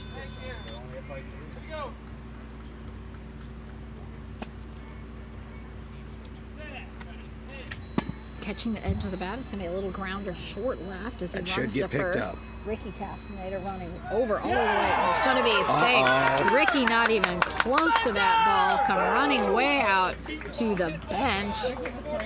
That's going to be a run for Chris Dunlap. I wonder if Castaneda heard that ball. Sometimes on thick grass, if the ball comes to rest on its speaker and it's short like that, that was just over the 40-foot line, sometimes you have a trouble hearing it. Ricky was sort of buying a ticket to that play. He wasn't anywhere near it. He was coming running all the way in to the Archers bench as Chris catches the base wires headed back to his bench, and this is going to have Cody Jeffries up to the plate for the Thunder. There's another reason to start working on or continue working on wireless bases. That way you don't trip over cords and stuff when a blindfolded player comes back. We're working on it. Cody Jeffries. It's going to be bouncing short center, barely fair if that pass as he runs to first. And he's going to be safe. That was like sitting basically right on the line behind Jared. Ricky coming up and Mark Morris both, but neither one getting that. Cody Jeffries for the run and the Thunder. And in my humble opinion, and I haven't played since 2019, but I've been around the game for 25 years. I'd like to think I know beat baseball a little bit. The spotter dragged that call a little too long. At some point, you want your fielder to be able to hone in on the ball and not your call. Was it Zach Bueller up for the Thunder? That's a big run there, and the Archers have given up some short balls now. But they can't really afford to. No. And now Bueller hasn't hit a short one all day. And pop up into center right as he runs for third. David Smith on, and that is going to be out. Oh, he by gunned David him. Smith. He gunned him. did. Smith gunned Bueller. What a play. Hang a star on that one for D. Smith. Wonder if it'll make a difference. Last at-bats for the Archers. Heading to the bottom of the sixth. The Archers are going to have to dig in and really slam it out there to get these runs in. Let me make sure we're correct on this, but I believe we have 20 to 15. That's what I have. Archers needing 5 to tie, 6 to win, 3 outs to do it. And by the way, Jared Woodard, unless we go to extra innings, just completed perhaps the highest scoring perfect game I've seen. Tim Hibner's was not that high scoring, although it was in a championship game. This is one of the greatest games I've ever seen pitched by any individual pitcher. And Mike Curtis heading over to the pitcher's mound as Archers finish making their way all the way into their bench to start their batting order. And Thunder sets up. Jared moving Cody Jeffries into position. Consider 38 batters to the plate in this game for the Thunder, 0 strikeouts. And I believe we have Rich Kressel coming back in, but I'll wait. We're going to be doing research for a while if this holds up to see what is the most batters to bat in a game without a strikeout for one pitcher. So we're going to have Mark Morris starting off for the Archers as they trail by 5, bottom of the 6th. Well, they've got their chance. They've got the top of their lineup up. Mark Morris has been their spark plug all year.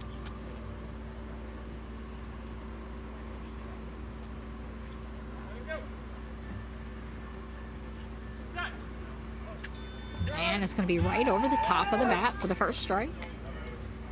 I'm ready, Cody.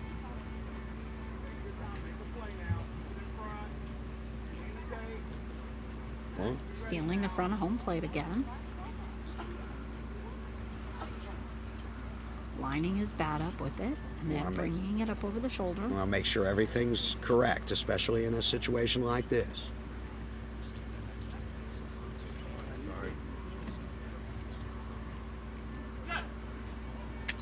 And it's going to pop right back up off the top of the bat to Cesar Smith.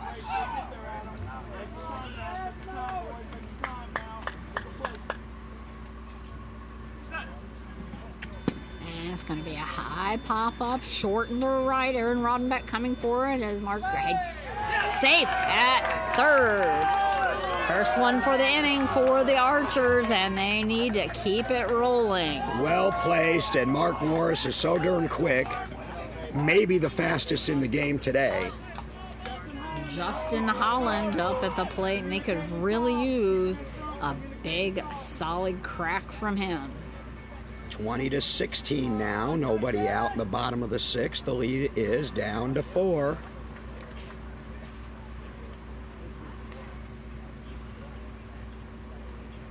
Checking on the field. First and third. And Justin Holland.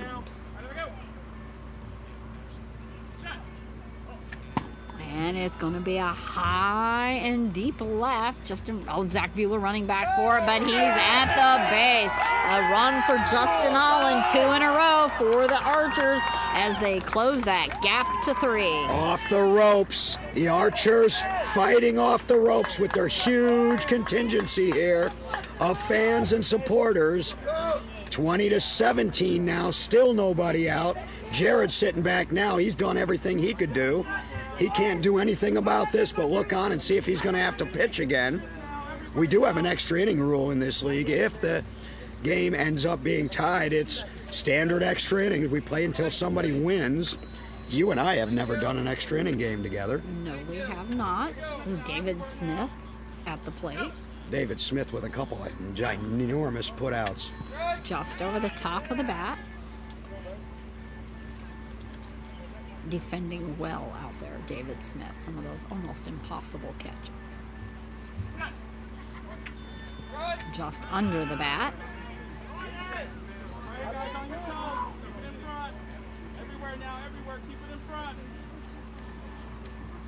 You can't overswing in this situation. There And you a go. high pop up into center deep as he runs for first. Aaron going for it, but again, he's already taken out the base. A big chest forward as he comes in to his bench, only behind by 2-3 in a row, David Smith. This is what you've been working for all season long. They got exactly what they needed out of Morris, a well-placed pop-up with the speed. They got crushes out of Howland, and especially there, David Smith. Nothing the Thunder defense is doing wrong here. It's Archers answering the bell again. 20-18 now, still nobody out. Whoa, Nelly. Folks, if this is the first time you've seen Beat Baseball, either live or on video, you're getting an absolute clinic in this game. Booker and Jared both returning from the timeout defensively on the field. So we have Kyle Bora up to the plate for the Archers. And this is now, combined by both teams, the highest scoring game here at this World Series all week. Why not? First and third. Here we go.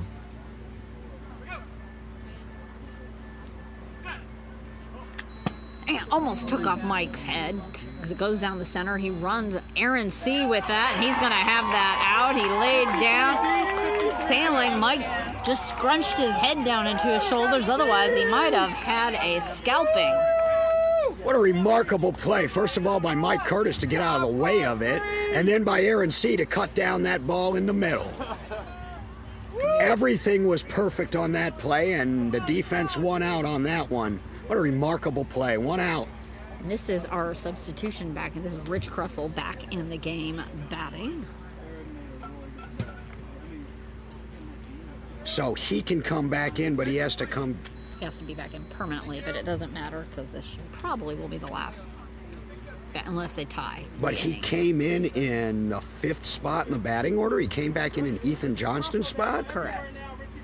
But he started the game as the DH in the 4th spot. But they had lost that. And they lost it. He can't come back. I don't think he can come back in the 5th spot. I don't believe he can do that. After it's been 6 outs, I believe he can. Well, It's just a straight I substitution. don't know that I've never ever seen it done though. Just over the bat. Either way, it's happening, and unless somebody challenges it, it's allowed to happen. Just under the bat. On your toes now, on your toes.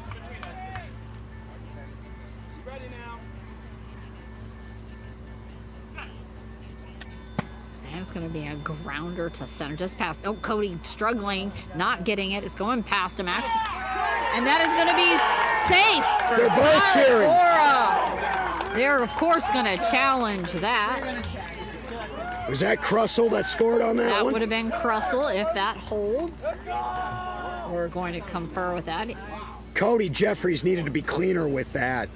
It rolled past him, and it would have been Axel Cox with the out if they reverse that. Well, but by the time Axel made, that's a tough play once it gets out to Axel. Oh, this is a huge Safe. call. That's going to stay Safe. safe. They only trail by 1 now with Ricky Castaneda up. Not with 2 outs, only 1. Still needing 2 outs, and now you got Castaneda and Mark Morris dangerous on deck. It's a very tight game. First and third. I feel like we keep saying this when we do games. Last year and this year, this is one of the best I've seen. This is the tightest, closest. 2 fast players now. Nailed. Thunder defense really going to get tested, but Ricky's been struggling. In this game, at least. And it's going to be a grounder right up the center. Adam Rodenbeck running for it. It's back behind him, Darren C. as he runs to first. He's scrambling for it. He's going to be safe, and that will tie the game 2020 with the Archers only having 2 outs left. Mark Morris at the plate. Right up the middle. You know, we always say when you have 6 players, you're going to give up something on defense. Some teams choose to lock down the middle and put somebody there. Some teams choose to guard the lines. The Thunder, if you're going to beat them, you can beat them toward the middle, and that's what's happened today. Somebody needs to make a play on Morris, or he's going to walk this off. Can you imagine having no strikeouts and 38 batters in a losing cause? I can't. Never have I seen this, but Mark Morris now, the Archers, arguably their most potent scorer if you think about the speed. A plane going by overhead. Mark Morris, an accountant by trade, broke in with the Indy Thunder in 2013. Played his first 2 years with the Indy Thunder. He was my middle mate. I played short, he played deep. Then he went, he played 3 years. He was injured in 2015, dealing with health issues, went to the Edge, helped them start their team, won a title with them, and came straight to Gateway. It's going to be a pop-up just behind Cody Jeffries and left. It's going to be a run. He's caught the base. That's going to be it. It's going to be the Archers sending in tomorrow. Bullseye, baby. Bullseye for the best player in the game today. Mark Morris, he was the one you wanted up. Curtis delivered, and they return the favor from Bolingbrook as they walk off the Indy Thunder 21-20 in an instant classic. Thunder will finish third. Archers will go on to face the Philly Fire at 9:30 tomorrow morning. Unbelievable. Mark pounding his hands into the grass after getting up from third. The entire team rushing out to tackle him and then toss him into the air as Mark Morris delivers. Oh, look at the mob. There's a team meeting out there for Mark Morris as he walks it off for the Gateway Archers. And for the first time since 2015, we will have a championship game that does not involve the Thunder. My Hannigan Team Realty player of the game is Mark Morris with the walk-off, with an honorable mention to Jared Woodard, 38 batters, 20 runs, never a strikeout, and just not quite enough. What a ball game. Amazing. We might have gotten a little bit of a late start there, but for those of you who stuck it out with us, that was definitely the game worth waiting for. Congratulations in order for both of these teams as they congratulate each other on a game well played. Hang around.